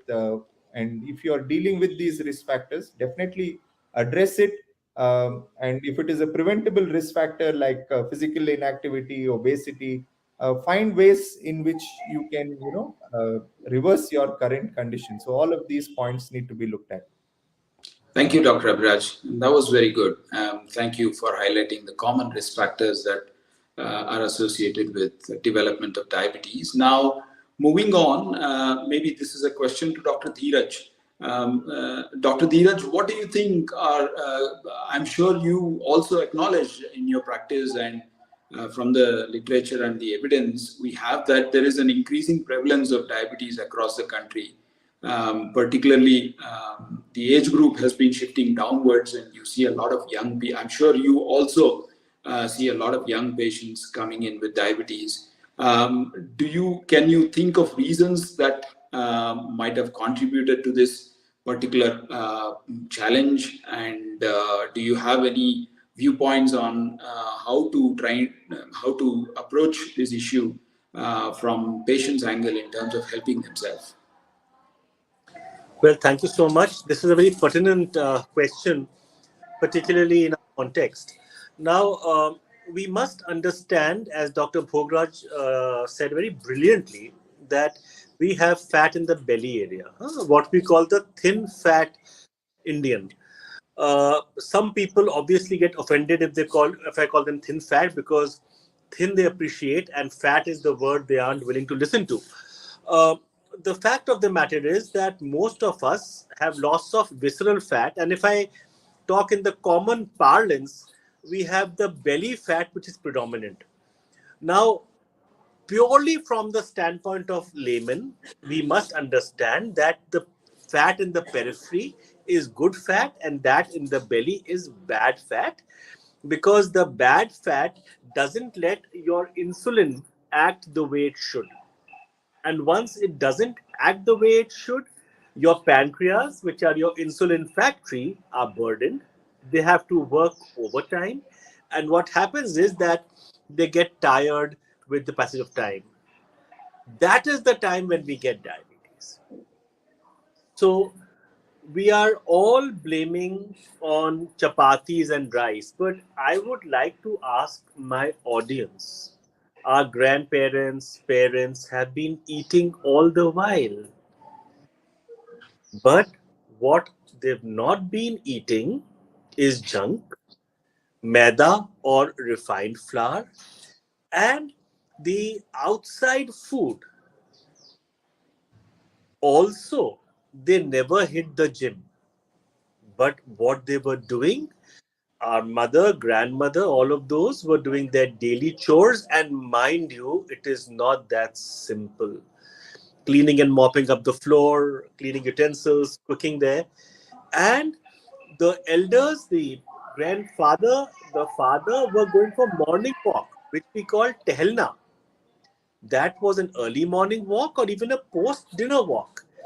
They never jogged, they never hit the gym. So we basically are divulging and diverting from our traditions, and that is causing the problem. Also, I wish to tell that we should stop eating like children and start eating like elders. When I say that, I actually mean dal, roti, sabzi, lots of fiber, and junk food. Obviously, I'm not going to mention. We all know what junk foods are, because that may ruffle a few feathers. So we have to behave our diet and exercise. The other point is that we Southeast Asians are prone to diabetes because of our genetics. So we already have a loaded gun. Why do we need to fire that pointing at ourselves? We can have veg food, non-veg, milk, curd. What stops us? But I would rather have a grilled chicken rather than a fried chicken. So one has to be careful in what you eat. And this is a line for the public in general. Your body, your stomach is a temple. Worship it. Don't put 𝗬𝗓𝗓𝗂𝗽 and 𝗕𝗓𝗔𝗕𝗘𝗧 into that. It will only cause problems. The other fact is that data is from the West. We cannot extrapolate that onto our population because of the genotypic differences. So whatever is their capacity of the pancreas or of the belly fat is not the same as ours. We are much, much lower than that. Also, we, for the same amount of weight, what we call the body mass index, we have a higher proportion of fat in our body. We are smaller framed people, so our insulin secretory factory is smaller in size as compared to the Westerners. So my view to the patient is, yes, exercise, yes, eat quality food, yes, sleep on time, yes, all sugars are not good.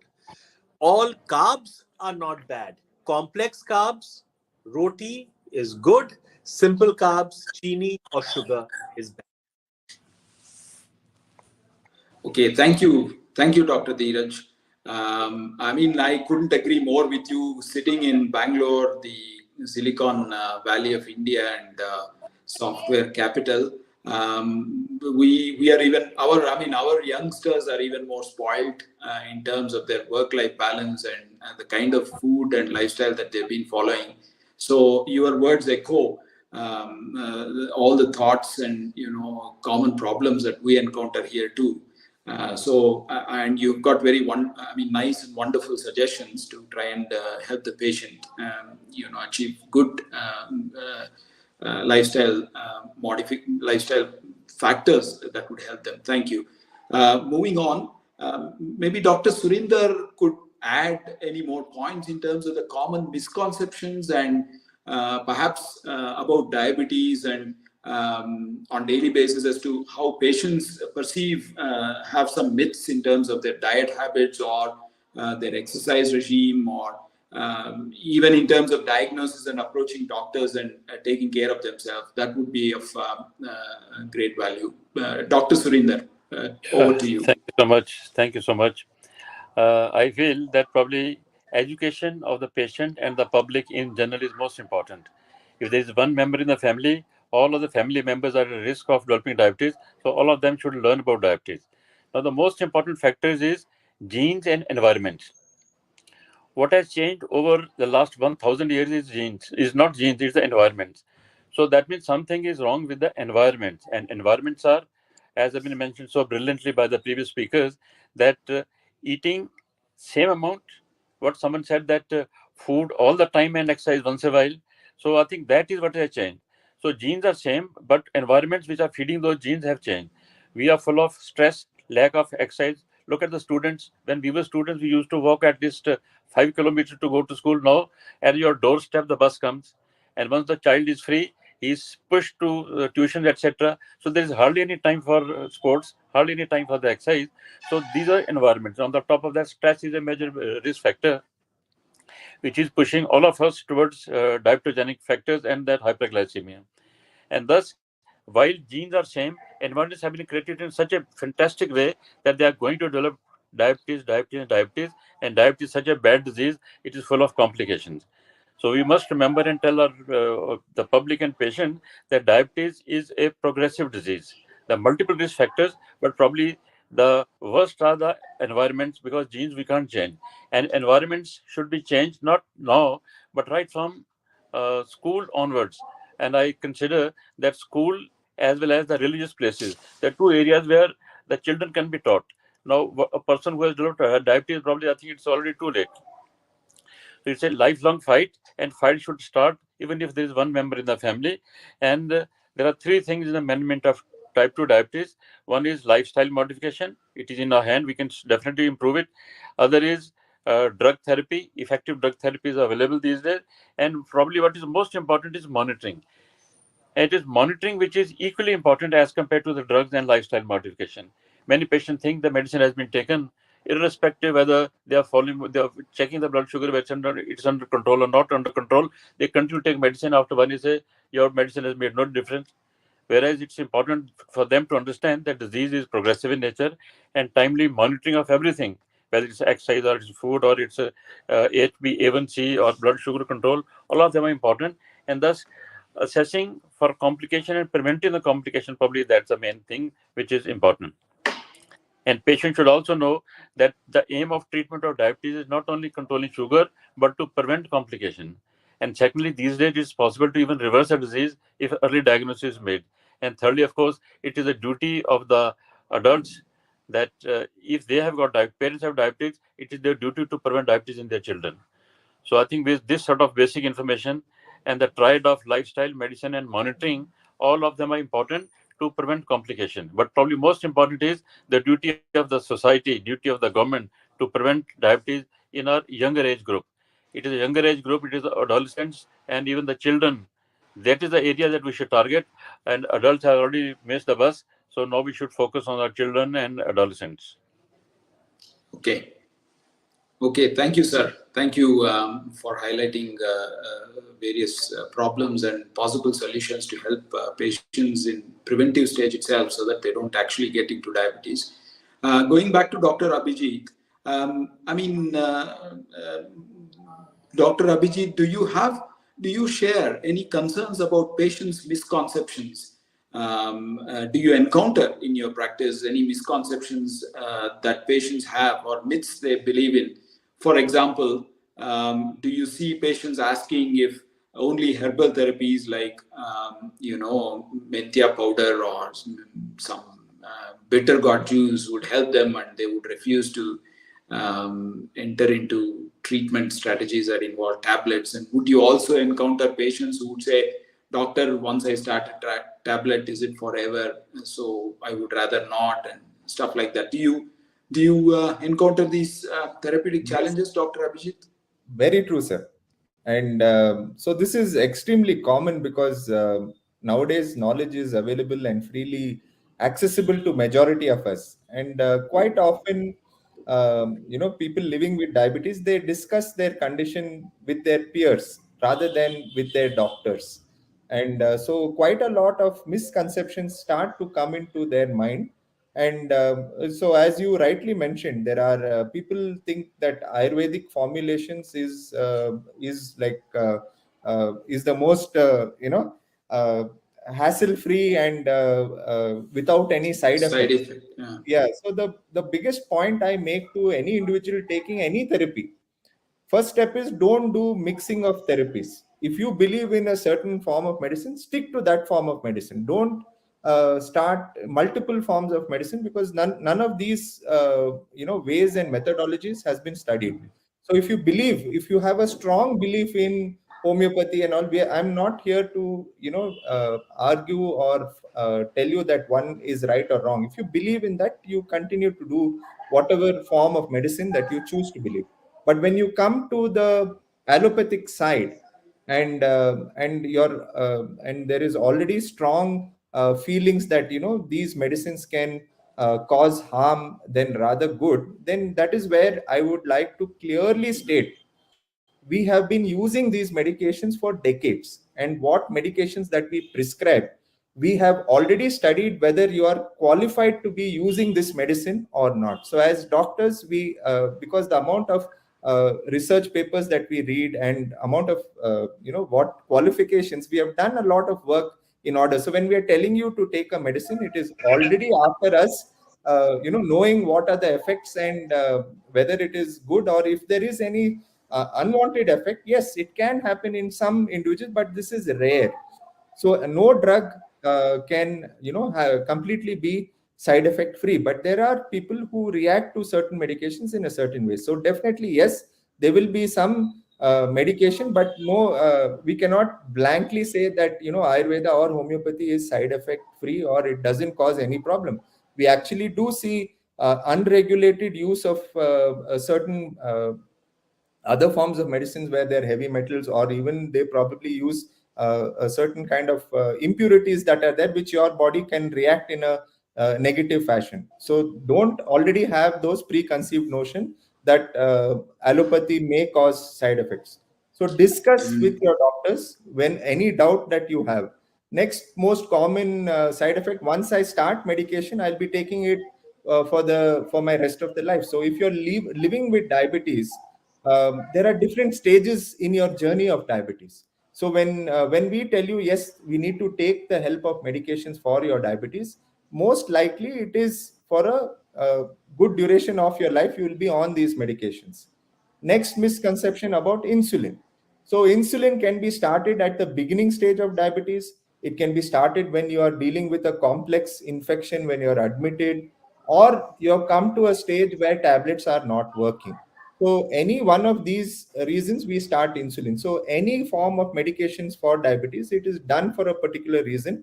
It is very difficult for us to now state all those reasons for the medication, but I encourage if you are having these doubts, you please discuss with your doctor who's prescribing these medications. They will be able to at least tell you why they are giving you this medication, and it is important for anyone taking a medicine why they are being given this medications and how it works. So that is also extremely important for you to ask. Yeah, thank you, Dr. Abhijit. You also are, I assume you are focusing or saying to the patient very kindly, affirmatively, that don't only worry about side effects, also focus on the main effect, which is basically control of diabetes and the positive outcomes that are well proven and safely discussed through the medical profession for them to have that trust. And the key word would be to also remain focused on the main effect, not just on the side effect. Very good, thank you. Now, I mean, taking this further to perhaps Dr. Surender Dr. Dheeraj. Dr. Dheeraj, do you have any other do you want to share any other misconceptions about diabetes management in terms of therapy or diagnosis, or the challenges that you face in terms of patients saying things like I don't want this, I'm worried that tablets may cause kidney problem or such. Do you also hear from your patients during your practice, and would you want to help them clarify? Steve, there are quite a few misconceptions which I wish should be answered first up. First is, no one in my family has diabetes. Why did I get it? I always tell my patients, look, we are all Southeast Asians. We are already born with an inherent risk of having diabetes. That someone in our family has it only adds to that risk. No one, a doctor, a pharmacist, a minister, no one is immune from diabetes. That is one. Second, most important is, body needs some kind of sweets. Otherwise, we'll get weak. So that myth needs to be dispelled, because roti and barfi, as I said, are not the same. Body needs carbohydrates, that's granted, but body doesn't need sweets. Second, tablets or maybe medicines spoil the kidney. I am not aware of a single allopathic medicine that damages your kidney. Not a single. Yes, once the kidneys are damaged, some drugs might need dose reduction. Some drugs might need to be stopped. But for example, if you continue those drugs, they will have harmful effects elsewhere, but not on the kidney. So I'm not saying in the absence of the presence of disease, you should continue, but still they will not damage the kidney in particular. Then comes insulin. Insulin has been started. Now it is death knell. There's no going back from here.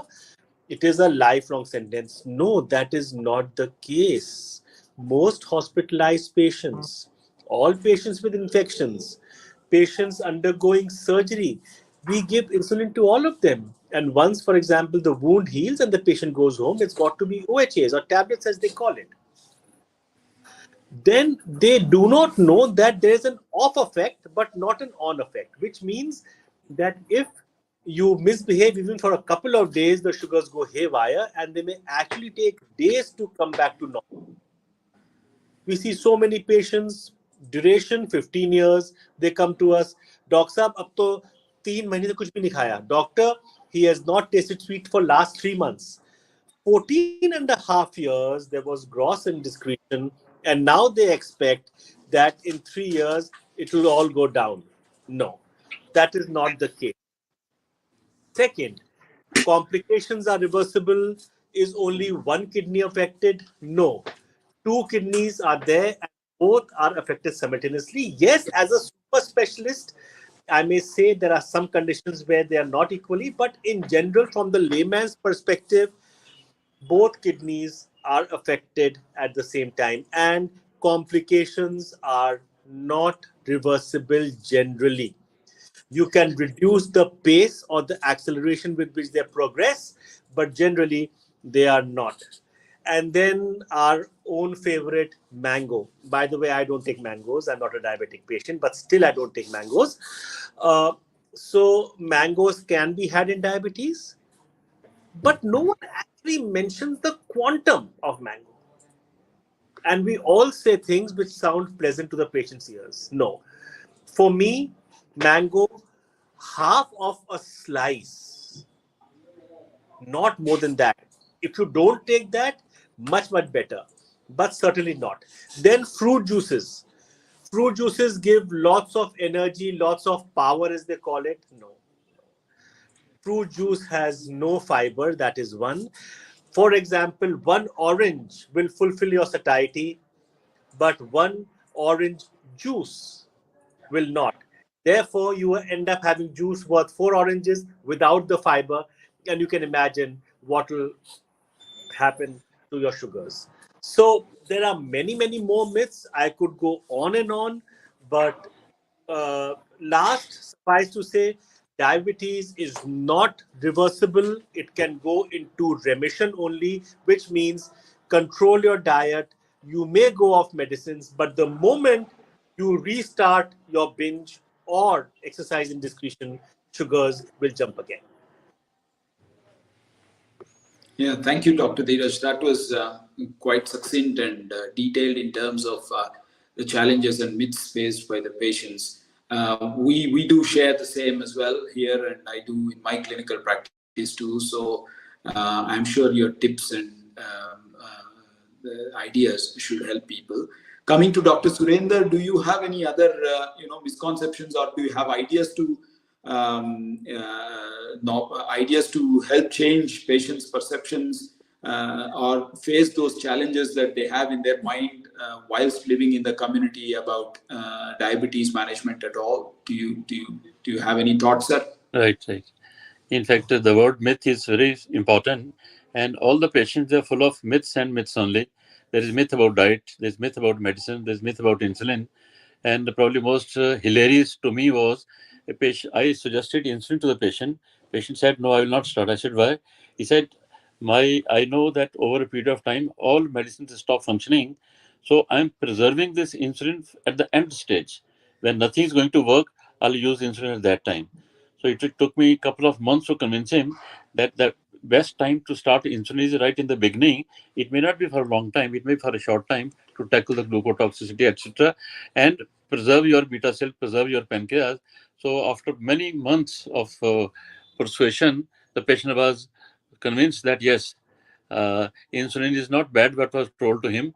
That information he had got from his grandparents, those who told him that over a period of time, everything stop functioning. So that's one myth which can be taught to the patient, that it's not the case. The time to use insulin is right in the beginning. You can stop it later on. Otherwise, of course, majority of the patient will require insulin in the end when the beta cells are exhausted completely. Second myth is about the food. I think the maximum myth about diabetes is full of about the food part. As Dr. Dheeraj mentioned, that almost everything can be taken by the patient. And in fact, there is no term called diabetic diet. It is a normal, traditional, healthy diet. But the main difference is that he has to take that thing small quantity more often. Instead of 3 meals, make 6 small meals. Now, patients who are not allowed to even look at the potato, etc. I was surprised that the families, educated families, they won't even let him touch the potato. They won't like to that the patient should be seeing the potato. So that's the type of ignorance which is there. And when you educate them that there is nothing like diabetes diet, it's a normal, traditional, healthy diet, so they can eat anything. So the word mangoes is, you tell them you can eat mangoes. Look at the smile of the patient, the happiness of the patient. By sheer happiness and stress busting, the patient's sugar will start coming down by thinking that yes, he can also take that all the sweets, but difference is small quantity. The secret is the amount of calories in that. So you can take small quantity of sweets.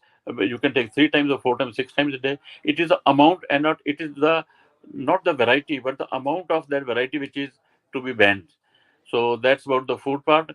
Almost everything, you name a thing which cannot be taken by the patient. The only difference is the quantity has to be varied accordingly. And sometimes these days with the availability of CGM as well as glucometers, you can challenge the patient that sit in front of me, take a small piece of burfi and check the sugar before and after every half an hour, and let's wait for 2 hours. So patients are convinced that sugar really doesn't shoot up. Only thing, if the amount increases, then of course the problem is there. So those sort of myths can be busted right in the presence of the patient itself. And then, of course, about the drug. There are 2 types of drugs. There are 2 types of group of drugs which are called disease-modifying agent, and others produce insulin. So one group of drugs will reduce the amount of insulin which is required by the body, and other produces insulin, or that along with that comes the insulin or insulin produced by the beta cells of the pancreas. So what must always be given is the full range of disease-modifying agents like metformin, pioglitazone, DP4 inhibitor, and all those group of drugs.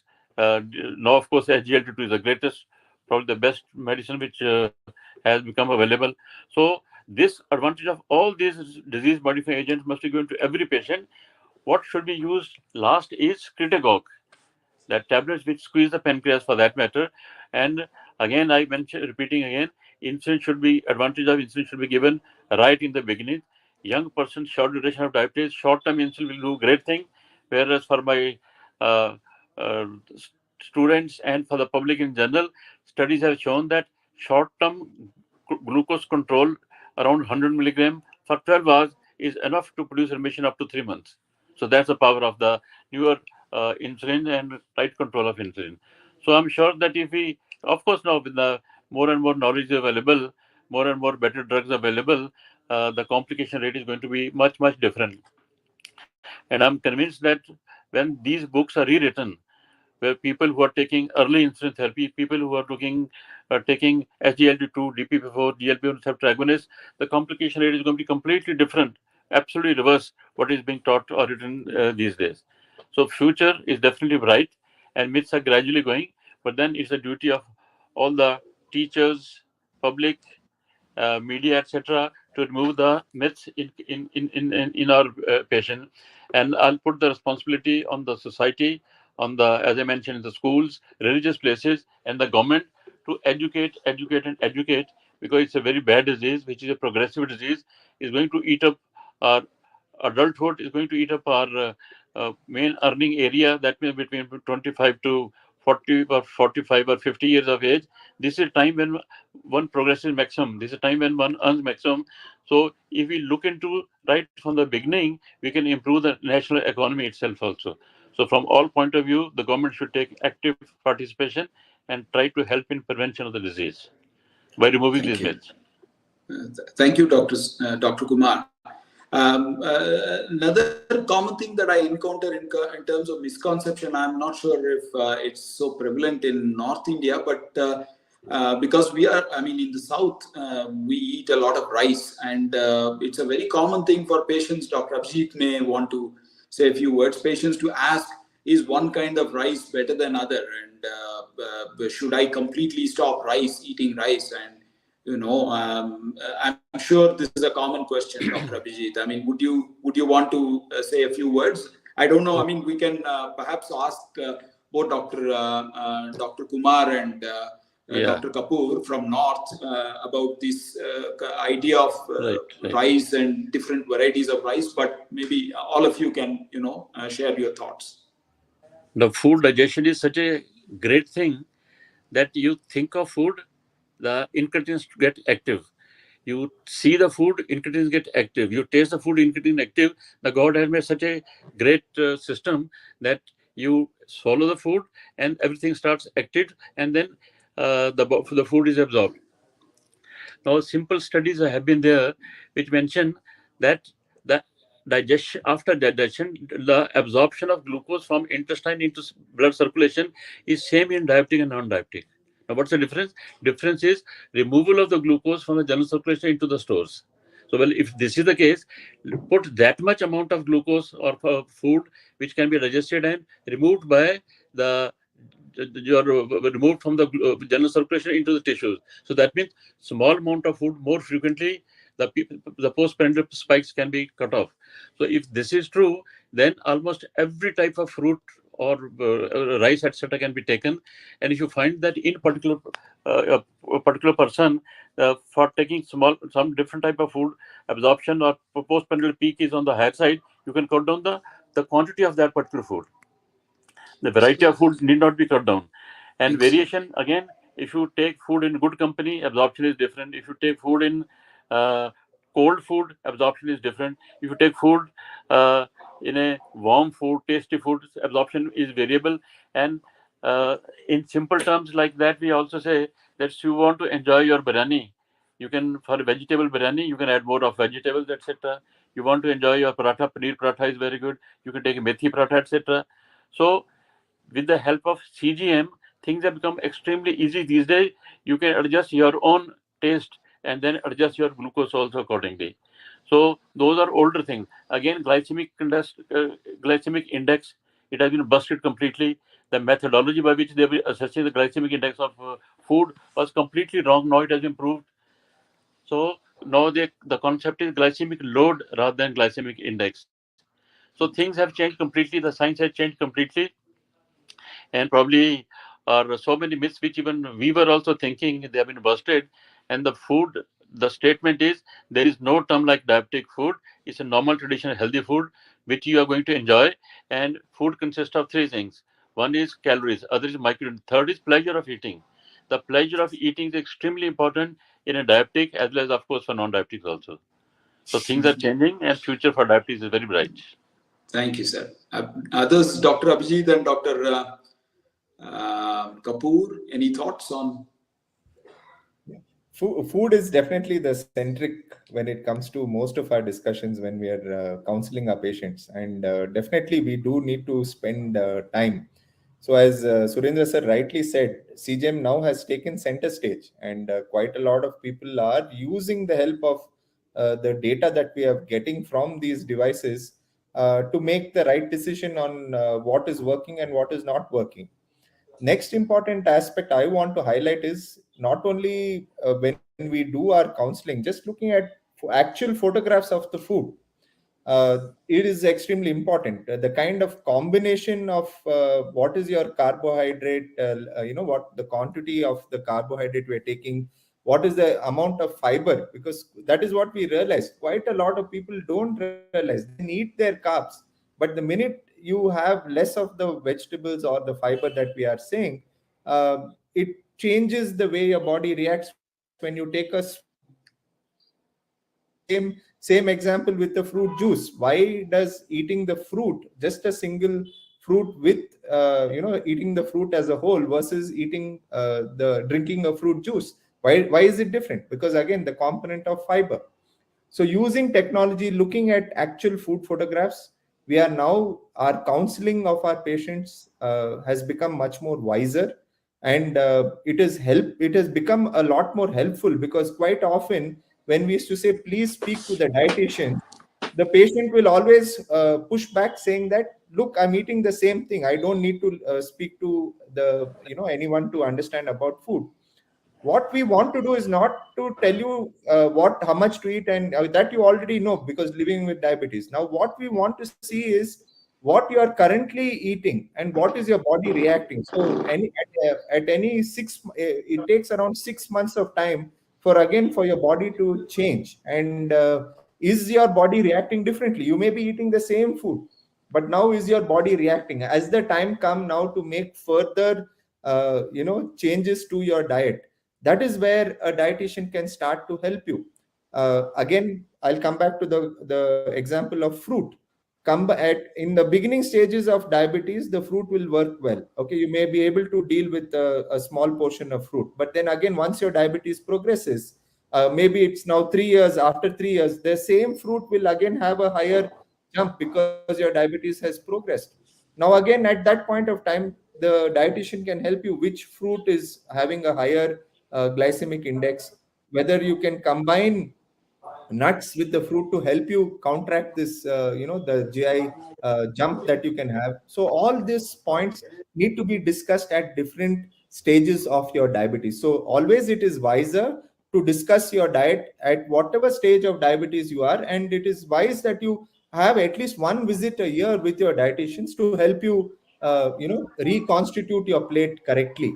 And so that is what, you may be eating white rice or brown rice, I mean, whatever works, and which time of the day, that is also important. So all of that needs to be discussed, and once you have that knowledge, you will be able to manage your sugars much more better. Okay, thank you. Dr. Kapoor has any thoughts? Well, I think much has already been said, but this needs to be told to the patient that diabetes is a progressive disease. What I tell them, it's not a bacterial or viral illness that we give you drugs, we kill the bug, and the disease is gone. Doesn't happen that way. And the reason is that your pancreas, the insulin factory, goes on a shutting mode and gradually shuts down. So the medicines which work today might not work, for example, maybe 2 years later. But that does not mean that you are resistant to no. The medicines are not sufficient to excite your pancreas to make more insulin. As regards food, yes, a lot has been said, but again, a good fiber diet will go a long way. Not only does it hamper the carb absorption, but it also has other benefits like the cholesterol lowering activity, the regular bowels, all of that. Exercise again. So what I tell my patients is that your diabetes control is a tripod. It's a stool where one pod is diet control, the second is exercise, and the third is medicine. Medicine is also a pillar on which the stool rests. So if any of these falls, your sugars are bound to go haywire. Also, I encourage them for a diet consult. See, I tell them broadly, I can tell you what to eat and what not to eat. But the nuances, they may have tens of questions whether I can eat mango or lychee or grapes, whatever. So obviously, that nuance would be answered by the dietitian. And also, every patient is not the same. And as regards diet, one shirt or one size does not fit all. It has to be a tailor-made diet for all patients. So an 80-year-old with a BMI of 30 and an 80-year-old with BMI of 19 are two different individuals. Similarly, Mr. X and Mr. Y, one has a renal issue, a kidney issue, and the other doesn't. Again, it's a diet. So also, we must be aware, and most patients come to us, HbA1c बहुत high है हमारा, कितना है 6.6. So we also need to dispel myths about the HbA1c. Also, that in the elderly or in the complicated patients with complications, we will not try to control them very aggressively because they can be counterproductive. And in the long-standing diabetic, again, very, very aggressive control can be a problem. And there's data to it. There's data. There's nothing hearsay about it. So you're saying, Dr. Kapoor, that it should be tailored to the patient, and patient should be made to understand that one size doesn't fit all in terms of treatment goals as well. It's not that everybody's target should be the same. It should be tailored to a person's needs. Absolutely. Okay, thank you. Moving on, perhaps the interesting other bit would be any new therapies, novel therapies. Sometimes they come to me asking, doc, my sugars are well controlled or not so well controlled, but are there any new treatment options that I want to kind of explore? So maybe starting with Dr. Abhijit as well. Again, Dr. Abhijit, do you have any thoughts on newer therapies that are used in diabetes management that would be patient friendly? We've discussed a lot on CGM. Obviously, that's one invention that has really helped. In fact, if you see a lot of programs such as Free from Diabetes or Diabetes Free India, a load of it is dependent on CGM related awareness of patient. So apart from such CGM-led dietary modifications and lifestyle changes, do you have any other thoughts on newer treatment options or any tips or any educational thoughts to patients to reassure them about the changes, like, for example, previous insulin injections versus now and stuff like that? Please, Dr. Abhijit. So I'll first divide this this topic basically with first with the tablet. So now you would have heard a lot of new molecules that are coming, like SGLT2 or DPP4.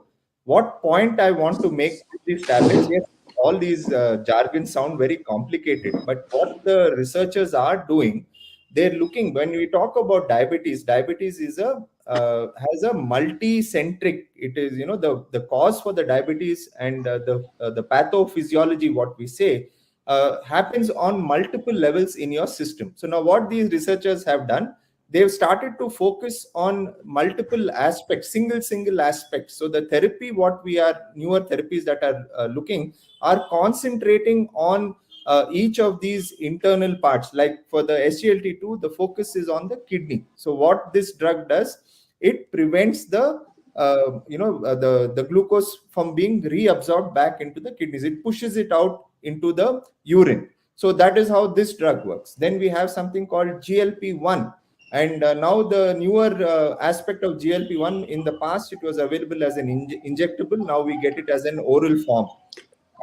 Then the changes that are happening, so these are molecule based, and it is how the drug is acting. So these are the new concepts. The DPP4 have been there with us. Would you, sorry to interrupt, Dr. Abhijit, would you also, it's quite, many of my patients feel heartened when they hear that SGLT2 inhibitors and GLP-1 actually cause weight loss. Would you use that? Would you reassure them, help them? Have you been using these molecules for helping them with weight loss? You think that that's an important component of your diabetes?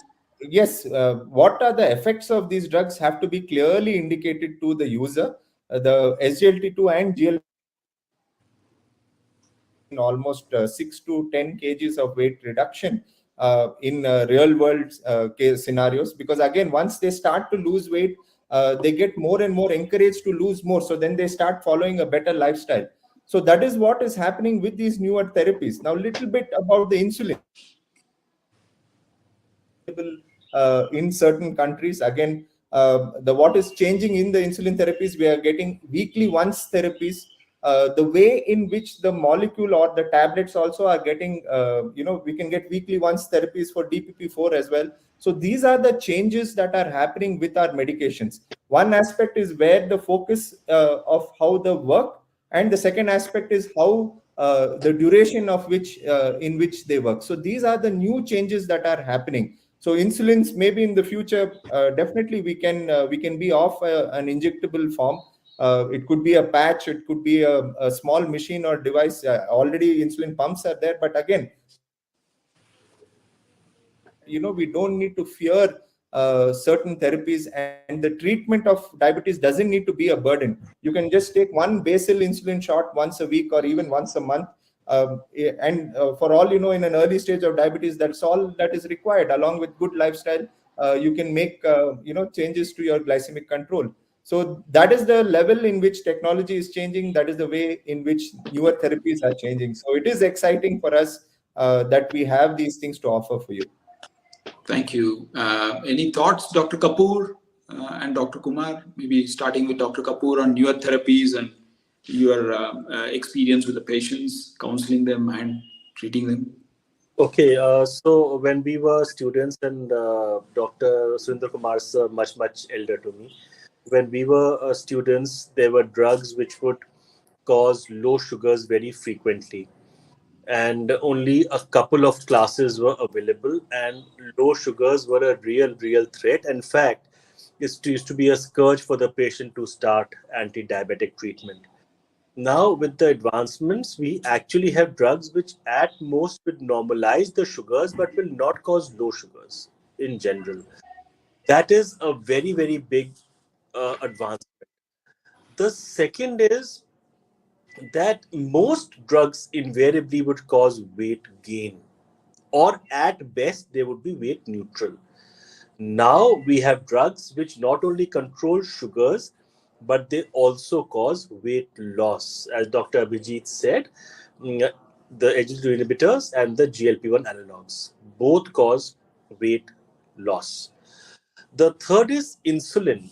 So again, in the good old days, insulin ideally should have been given 30 minutes before food, which means you take insulin, then you wait for food. As the food is delayed, you stand a real threat for hypoglycemia. Now we have insulin which can be given even 5 minutes before food.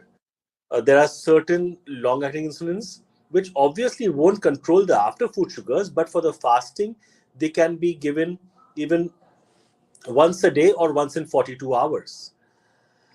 So these are the advancements that we've had. CGM obviously has been there. Now, we must note that high sugars will not kill anyone. Cardiac events or kidney issues will cause. So now we have drugs which not only control the sugars, but they protect the heart. See, something is cardiac friendly, which means that fine, they won't say a word to your heart, but at the same time, they will not benefit. Now we have cardioprotective drugs. They control the sugars, they cause weight loss, and they protect the heart. So we have so much of treatment that we are spoiled for choices. In fact, the guidelines say that if you find someone who's at risk for heart, this is the way to go. For kidney, this is the way to go. If the patient is not affording, take this medicine. If the patient wants weight loss, take this. So we are spoiled for choices in the recent years. And this obviously is a very welcome addition to our armamentarium.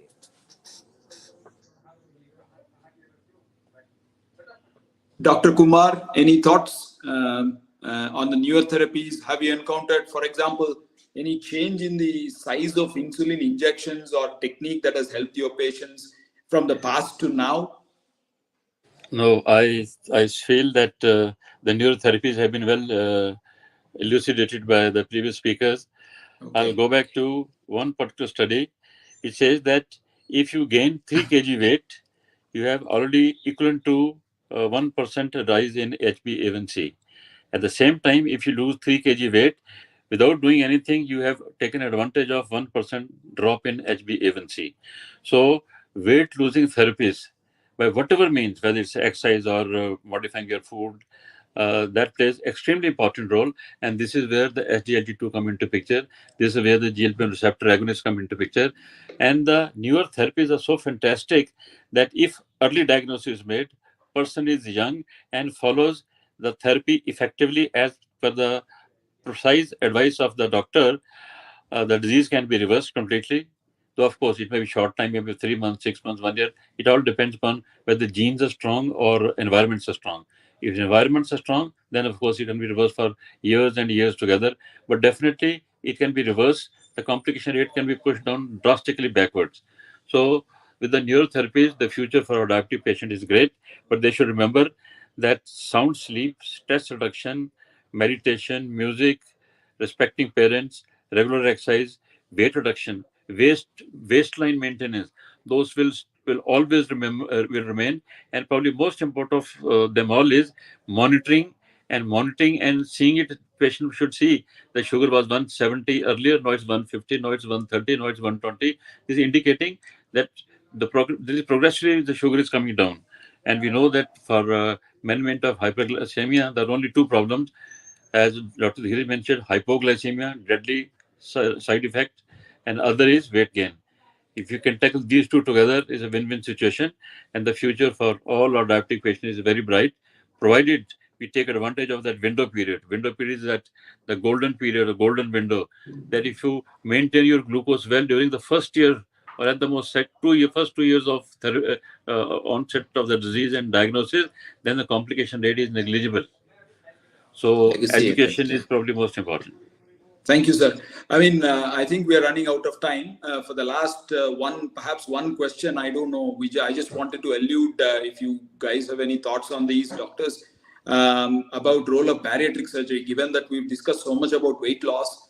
Do you all encourage your morbidly obese or significantly obese patients struggling with weight loss towards surgery, bariatrics in particular, both for remission of diabetes as well as improvement of their metabolic health?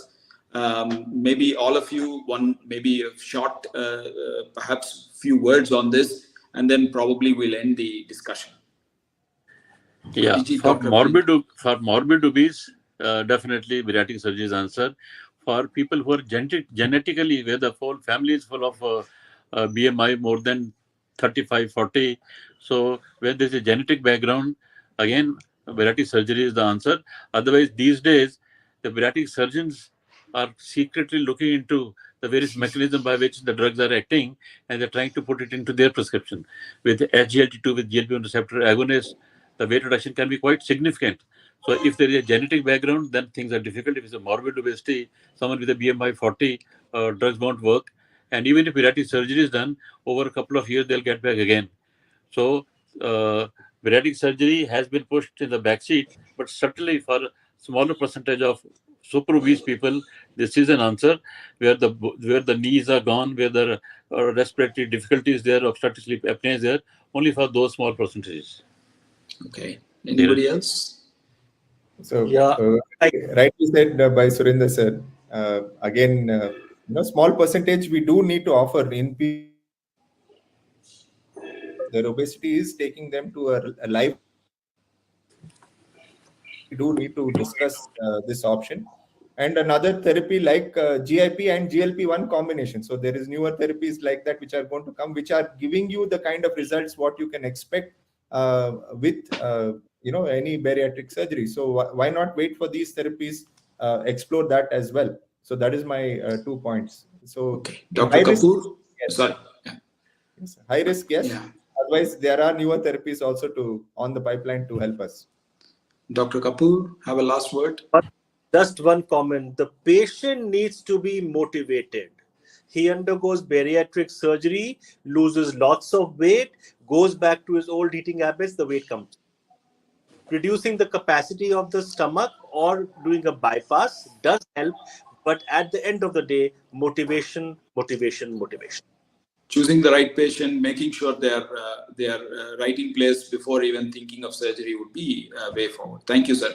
So I think we had a comprehensive discussion on various aspects of diabetes care that involves patients management. Thank you, all of you, for being part of this discussion and sharing your thoughts and experience, and hopefully discussion amongst us today would help enlighten patients and reduce some of their or dispel some of their myths, and hopefully help them self-manage their diabetes much more effectively. Thank you. Thank you one and all. Thank you so much. Very nice meeting all of you. Bye-bye. Bye-bye.